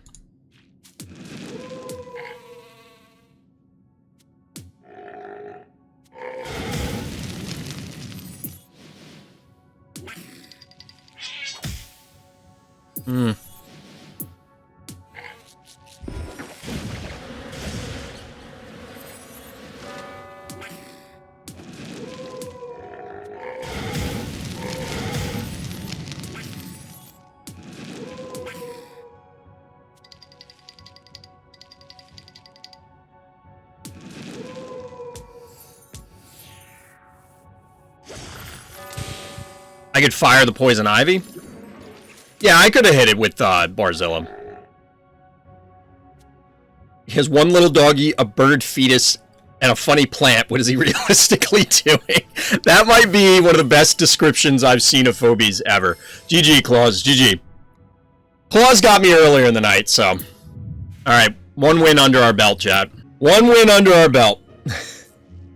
I'm telling you, one of the bigger things I want from Phobies, which is kind of dumb in the grand scheme. Like, this is such a meaningless thing.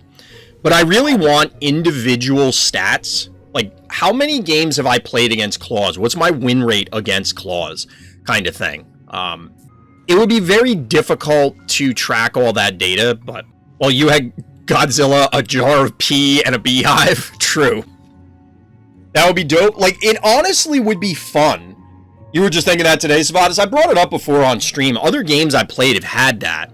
I think Mythgard had that. But the problem is, like, it's a lot of data to track. Do you care? You know, like, do enough people care? Or is it going to be demoralizing? It's like, oh, I'm playing Claws. Your win rate is 8%. Good luck. Like, how many people are going to... That's where... Because StarCraft 2, that's why they disabled stats early on in StarCraft 2's lifespan, is they would only show you wins. They wouldn't show you the rate, because they didn't want people... It's like, oh, well, I got 1,000 wins. Well, yeah, but you played 10,000 games, so you suck. And that was the problem. Jar P, that kind of makes sense. Jar Cannon does have that color fluid. It's true. It's true. Jar Cannon needs, or whoever's utilizing Jar Cannon, needs to drink more water. We can call that victory against Claws as a revenge. I guess. I've said this before. I feel as though Claws and I are close to 50-50. I'd have to say Claws has the advantage. Like, has won more games. But this is why I want to know the stats. It's like, I think I'm 50-50, and I could track it, but, like, come on. Imagine you could watch your friends playing a live arena match. I can't wait until Frenemies Arena is in, but I hope they do observer mode, but I just don't know if they're going to with the mobile stuff.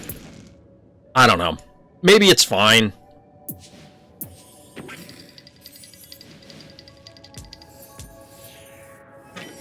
What level is my snowball? That's a good question. It hasn't gotten a level in a while, I don't think. It's a level 9 snowball, so it's 521. Which, there's a level 520 jar, and then it's 533 jar. So the next snowball level means I'm killing the next level up jar. I think they stay on par. Let's go here and leap. So they can kill the cat. So we're going to take this point.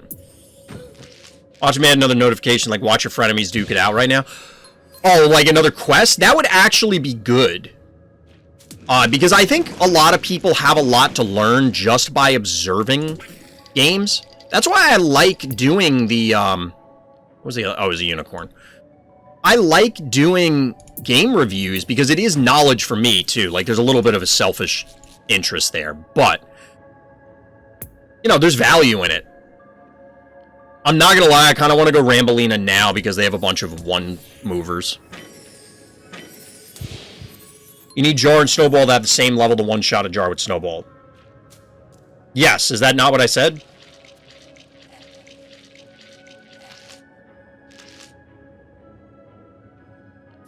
I might have been confused when I said that I need to level up one more to get the next level of jar kills, as in, like, right now I'll get the 520 jars, which is level whatever.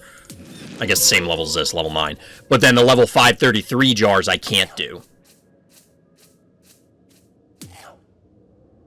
So Sucky, is this a Sucky map going second? Because, like, I can't break this.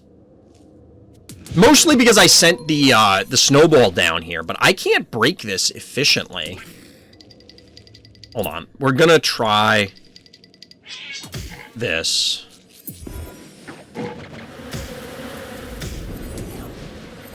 That's not enough. Nope, game.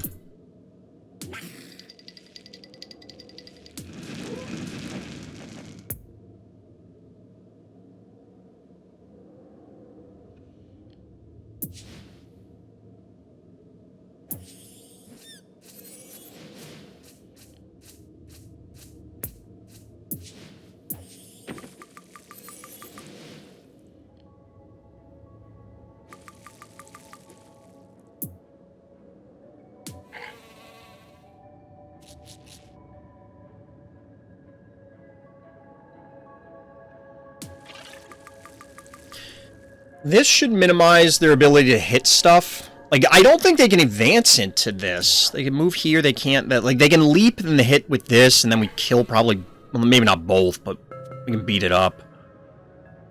They can occupy the stem. But at this point, they need to worry about panic points.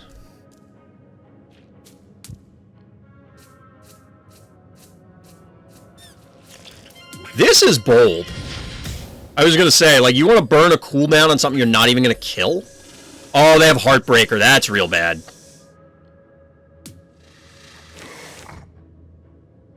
Oh, boy. That's not good. Lufee getting ready to traumatize someone with level 13 jar. I've fought... I think the highest level jar I've fought is level 17.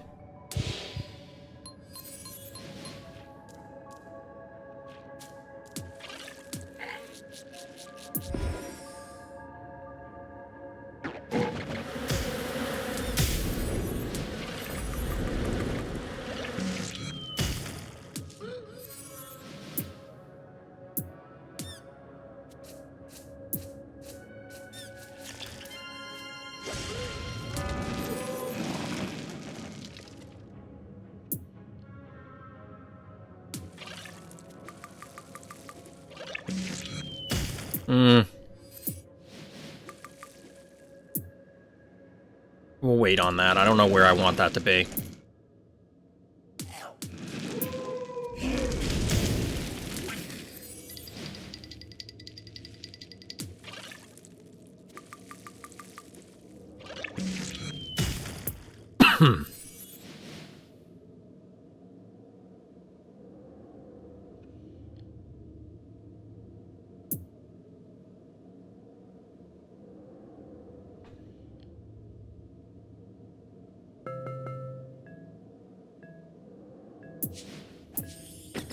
I think we're kind of hosed as far as the Heartbreaker goes. I don't think there's anything we can do in order to try and stop it from getting online.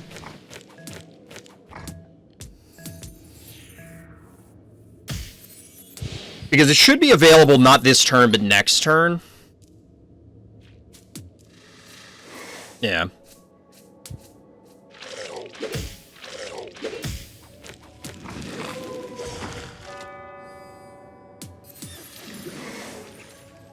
Like, I burned the meatball there, which I guess maybe we didn't need to do, and we could have held it for the Heartbreaker.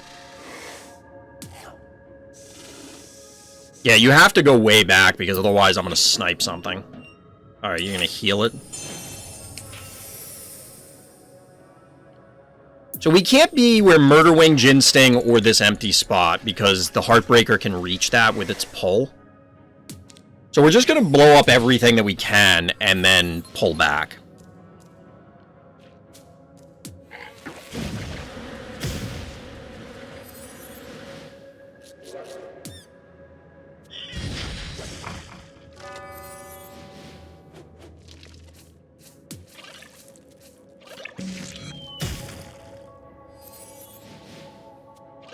No game. Oh, that's a low-level Paternal Knight. I can actually tank that. They can move the jar, but, like, if you're gonna burn the cooldown on that, I think I'll live with it.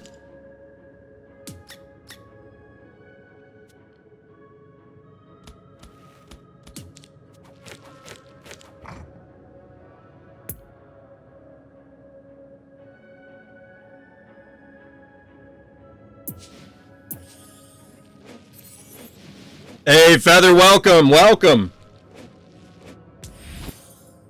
Oh, boy.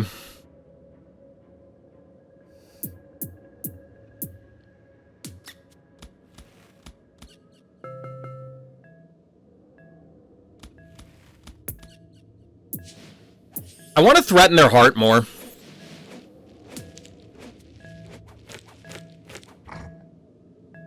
And they can't reach from there, so we're going to go with this.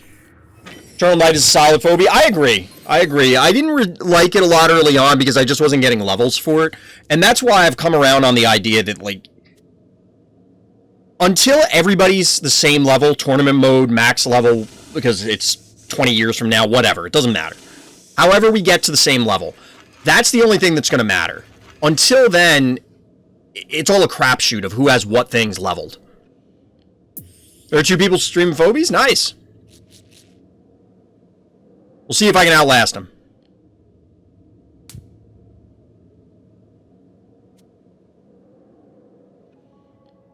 So they can teleport the heart via Heartbreaker if I go in with the cassowary, no matter where it is, because this is not a valid space to the south of this. Yeah, if you come in with the Murderwing, it's dead, and I will gladly take that trade. You're breaking his heart? I'm trying. I'm trying.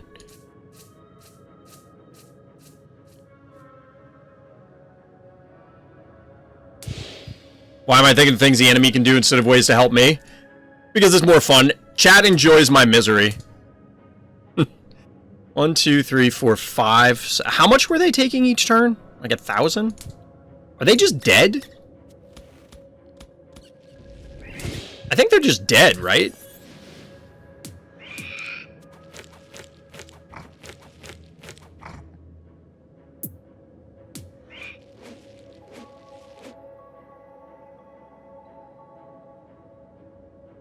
Jar can hit hard, I know, but like I think they're just dead no matter what.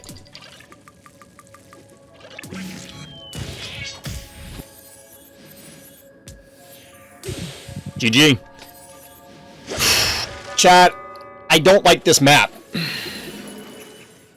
GG, opponent. I feel bad almost playing this map. Like, at what point could our opponent have done anything different?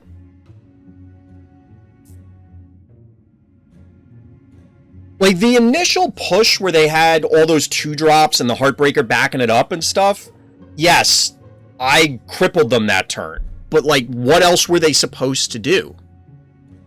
First turn too good. It sucks, honestly. I don't know what... And don't get me wrong, because we were saying this earlier, chat was saying that I think everybody will say has won games going second on that map. It's happened. But that doesn't make it any better. It's still bad. This map just seems to favor first player in an enormous, to an incredible degree. And I don't know. I don't know what to tell people. I like the idea of the...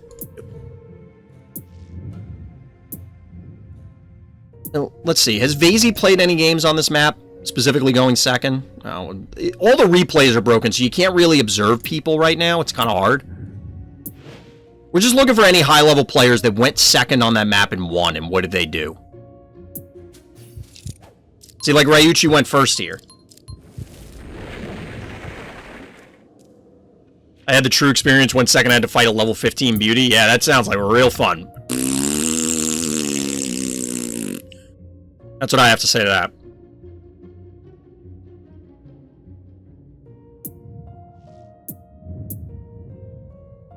And I'm somebody who's like, we talked about beauty earlier. We don't have to rehash it, but, Alright, so A. Markand has played a couple games on this. Let's see. Okay, so we have somebody who went second here. Let's just try and learn what happened here. I'm not going to go through the whole game, like break it down, but... So what's the opener? Alright, Gravedigger into Snowball, that's expected. Pulpo here went Ginsting into 1-drop. I usually hold the 1 key, but that's fine. I like swinging the Gravedigger up top. This is bold, but there's no way that it dies right now, because this can't reach. So obviously you take this, right? You bees. So the difference here is that Ginsting should die. Like, the Ginstings will trade.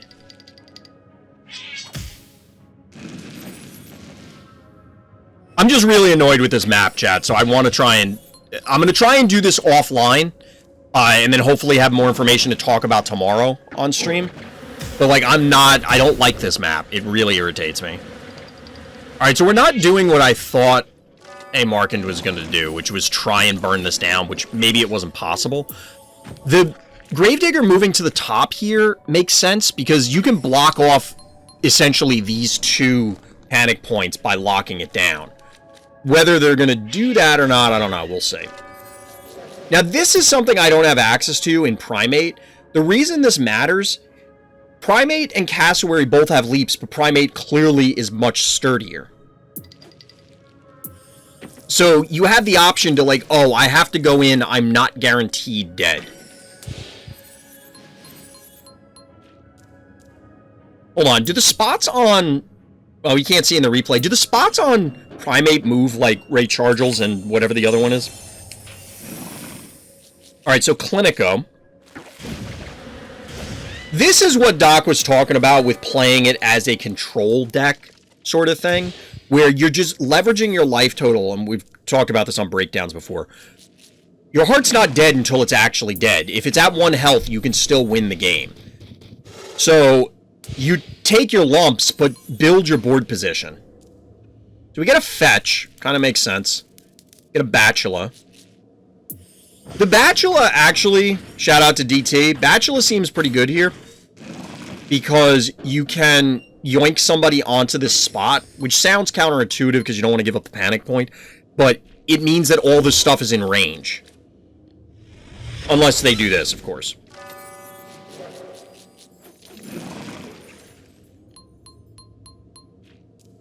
So that spider's getting ready to go.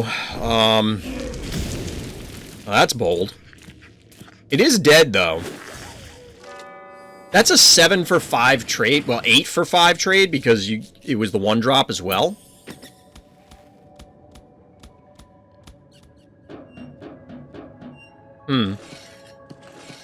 This is interesting, because right now, if you look at this, even without these 2... this set of forces doesn't seem like it's way worse than this. Now, blue players banked to 10. Foul spots move a little. Yes, that's true.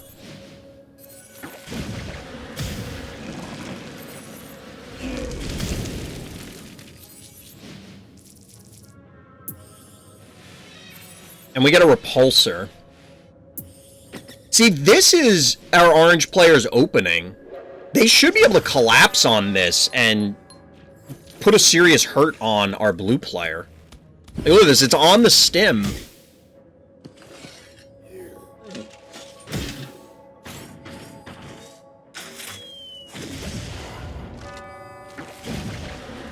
This is crippling. Now, from here, I don't know that our blue player can oh, and then a beauty follow-up? Fantastic. Like, I don't know that our blue player can dislodge our orange player at this point. I'm just going to skip through the rest of the game. We get a beauty answering beauty. And then it's just picking them apart.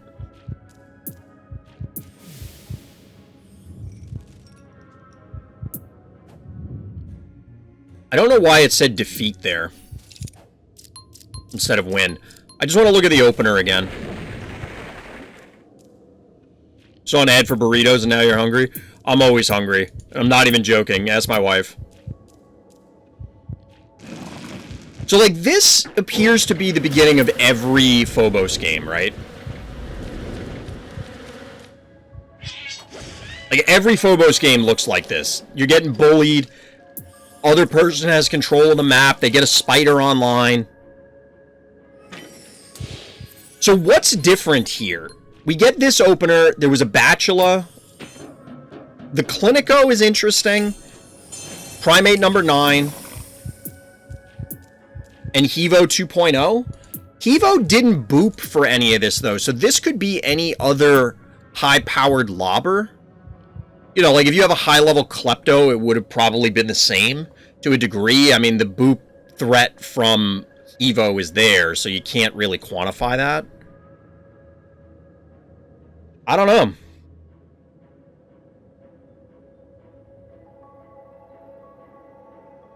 But it just feels like this game was lost by our blue player because they overextended on this turn. This invade seemed weird, but it seems like it was a bait. This seems like it was a bait.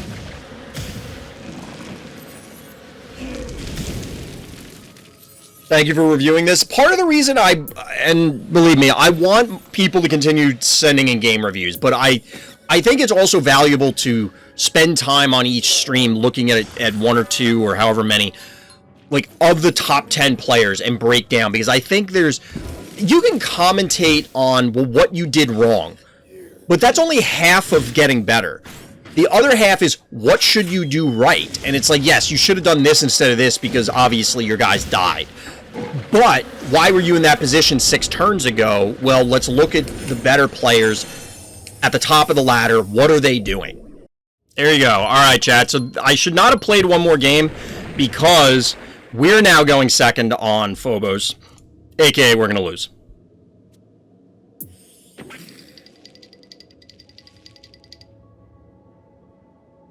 Like, unless our opponent makes some egregious set of errors, I don't have any idea how you consistently win on this map going second.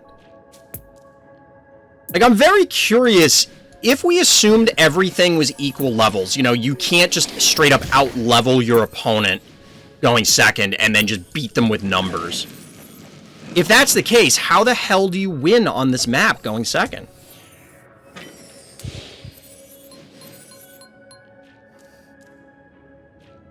Think I should rest after this if I lose? I won't. I should, but I won't. Honestly, I'd probably be up after the stream playing Phobies anyway. That's part of the problem. I'm streaming it, which is not great because obviously I end up tilting, but I would end up staying up and playing a bunch of arena games and being annoyed with myself anyway, so I might as well stay, kind of thing.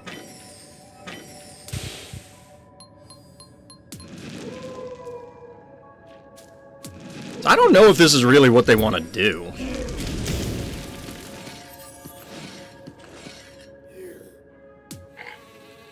Well, I can't really threaten this too much.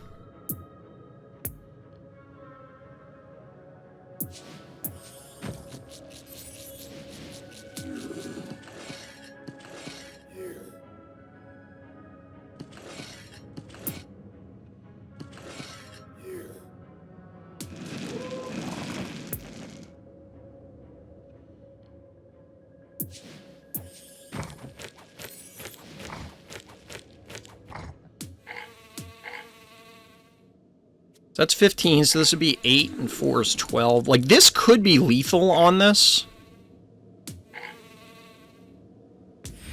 We'll have to see. I think this is... we can kill their Gin Sting. But if we can't, we're in a weird spot. Oh, it's not going to be, because they're going to target the Contortio, right? There's no way we could preserve it. Yeah. The Contortio needed to be here.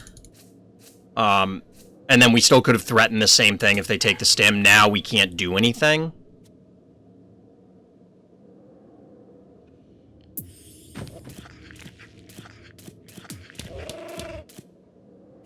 That Contortio loss could cost us the entire game, truthfully.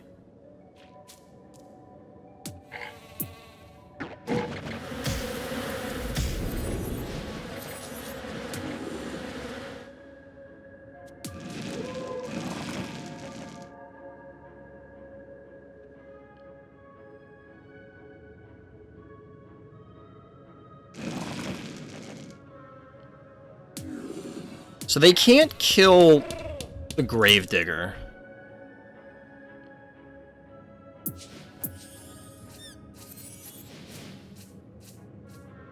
If we go here...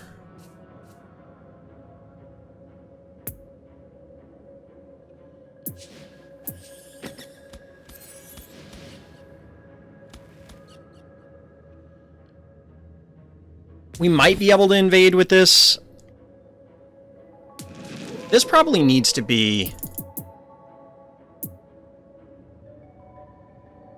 here.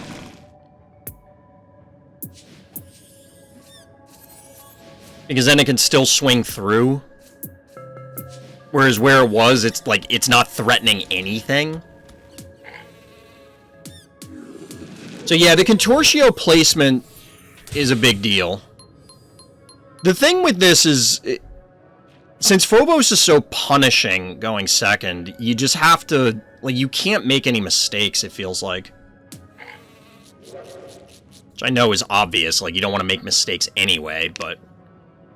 feels extra bad here.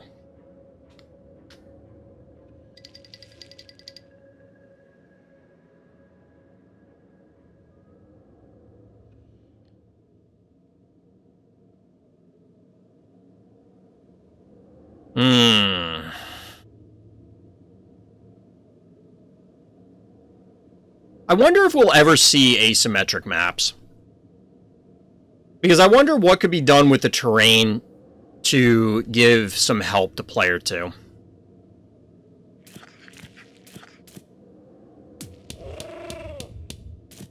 If it was here, we could do 1, 2, 3, spit on this. Bees. Here. Meatball. Kill this. But as it is, no good.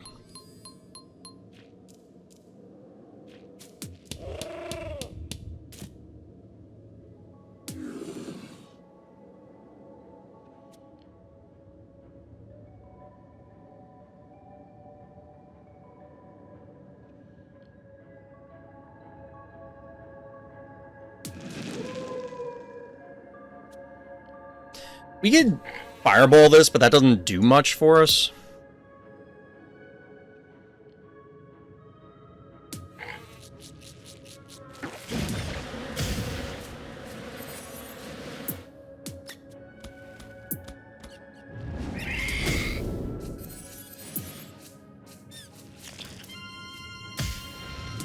Are you kidding me?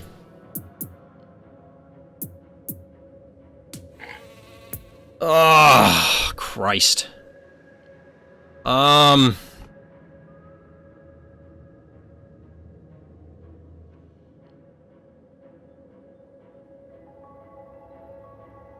don't know.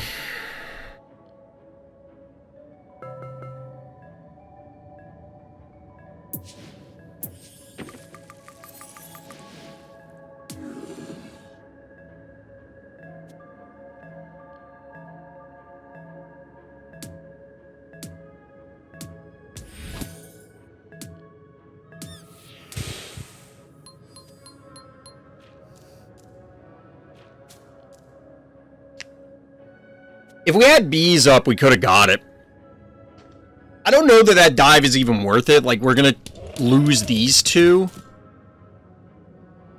But it would allow us to, like, advance with other stuff. Our opponent still has 7 keys, too. Like, we're required to do something. This is the opposite of the last game, where I could sit back and let our opponent do something. Now I am required to make something happen.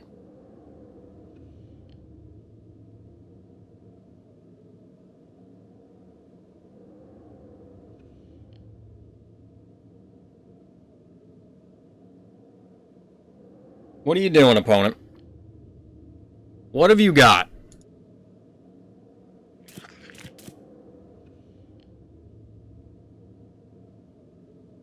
So I guess they're afraid that we kill the primate.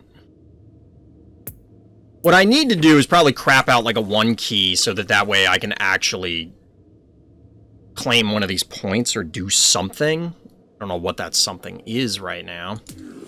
If you were here, would that matter? Probably not. That probably would have been bad. I'm trying to see if there's any way that I can, like, block them off with Gravedigger, but I don't think so right now.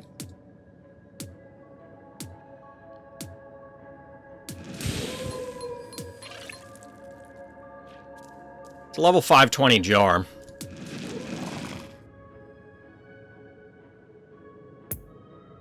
They have 9 keys. Probably not good for us. Probably not good.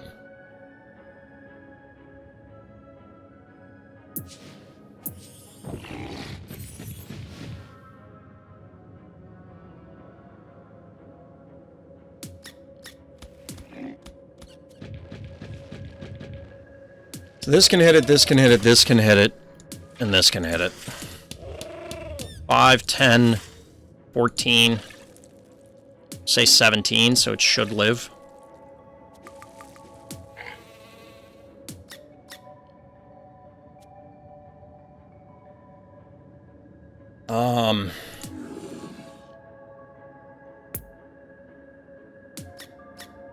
The cassowary could move in and leap to the stem at the very least. This is gonna... like, they are forced to move at this stage. And if they move over here, we might be able to make something happen. I don't know. The reason I didn't move the snowball up before is that they could hit it with Ginsting and Hevo. I don't know if they're going to do it now. They might. This is going to turn into a bloodbath in a second, and I don't think I come out on top.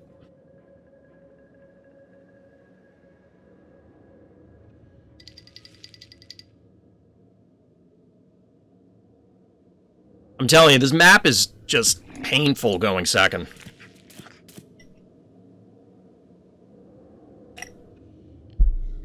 It just feels horrendous.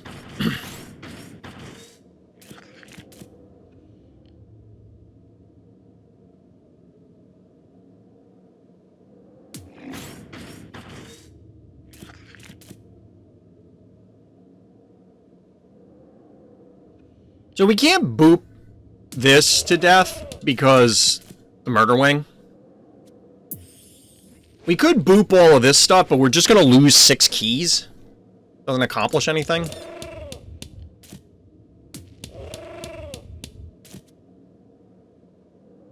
I mean, maybe we can retake the center with this. I don't know. I think we just incinerate Rambolina and it doesn't accomplish anything.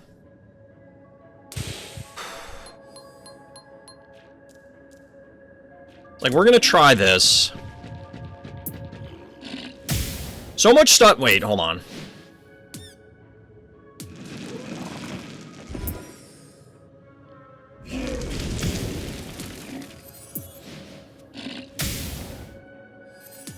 Wow, that didn't move?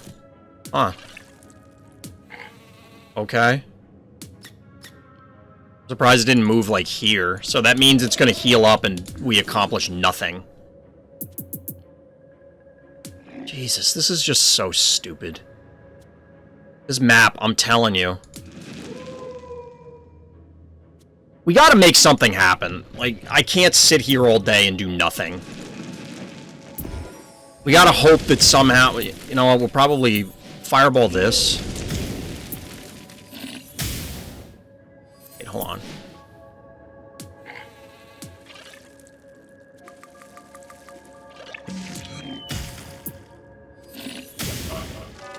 That's something, I guess.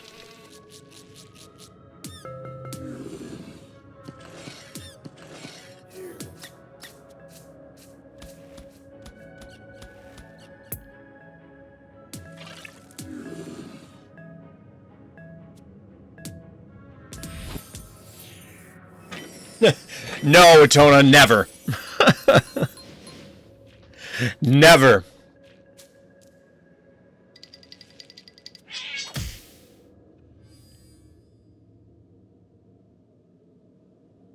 We don't end until I D-rank. Which may not be that long from now, based on how this is going. We're going to lose these three. It's just a matter of can we do anything about it afterwards. They're going to be left with this and Jar, most likely. We can probably kill this and Murder Wing if they come in, but depends on how safe they play this. What if you rank up before you D-rank? You need to D-rank once or twice? Well, that's never going to happen, so I'm not worried about it. I'm not going to worry about the impossible. Gonna become a sleep stream? I mean, there's a couch behind me. I could do that.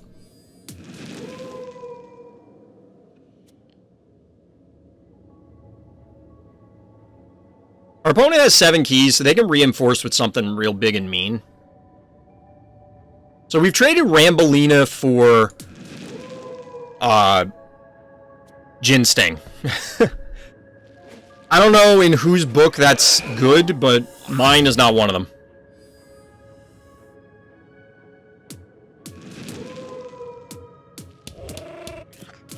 Really? What?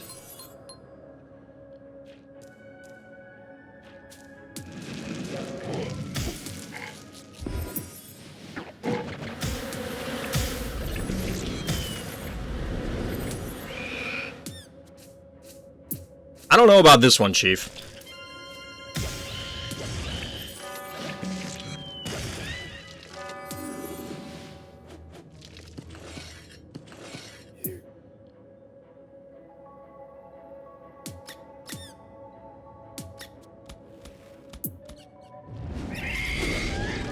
Did they, like, DC or something? What happened?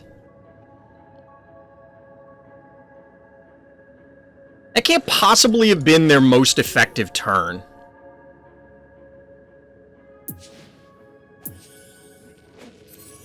"24-hour Phobies stream until Sum of All Fears 1. Or 3? Thought we were going in the other direction, chat.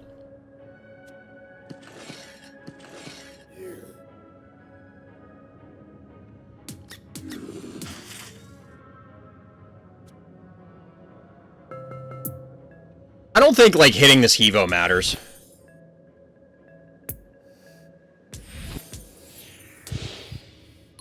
Opponent just wants to give you the win. I don't know, like, that turn was so weird. Maybe they're in chat. Opponent. Extra Omega, if you are in chat, tell me right now.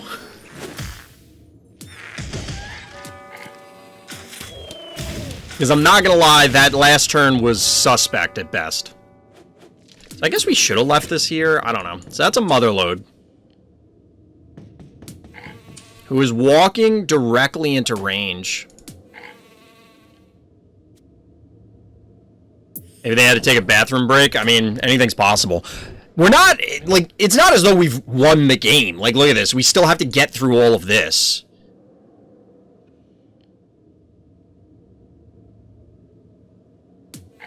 Our Ginsting's gonna die next turn. It's only a question of how.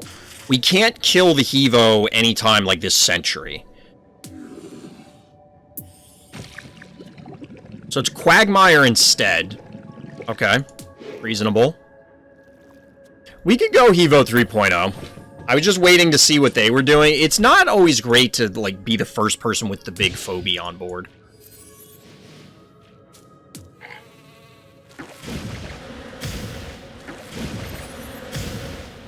Are you kidding me right now?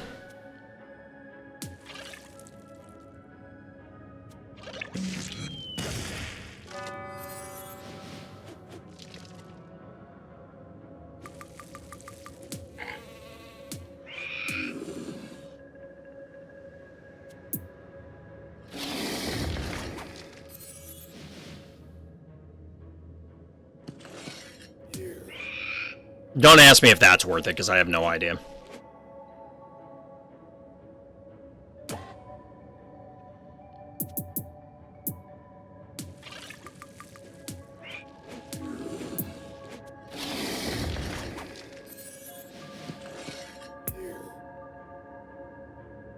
Like, we're gonna go Hevo because I have 9 keys and I can.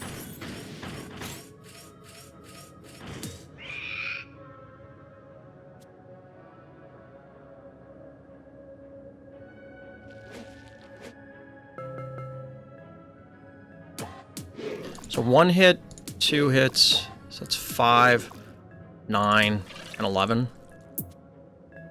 We're gonna leave this here.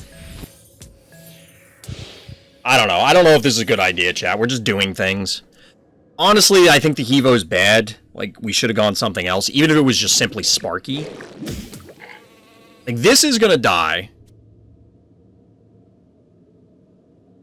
I don't think putting an obstacle in front of an enemy lobber between you and their heart is a great idea. It basically takes this out of the game is the reason I was doing it. I don't plan on diving heart. They have way too much health. This game is going to get decided by either they burn my heart down by controlling panic points, or they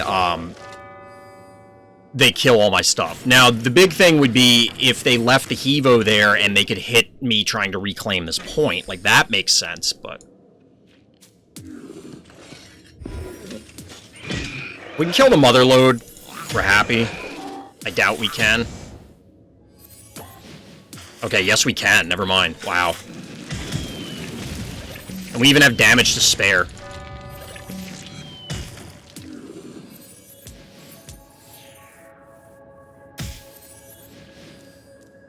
I don't think we actually did any damage to this. Oh, we did. It's in the bag, GG. I think this one we can probably call it. Barring catastrophe, I think we got this one. Alright, Skrunkle, take it easy. Have a good night. Or good sleep.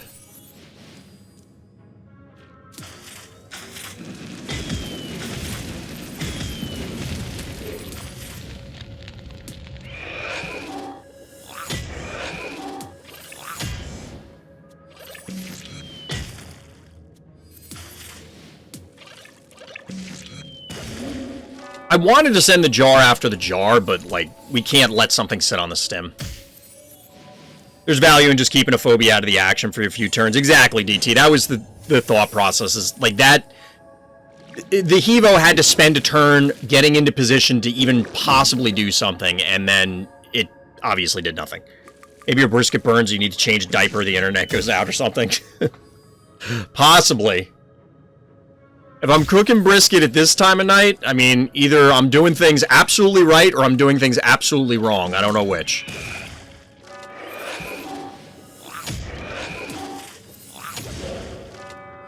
GG.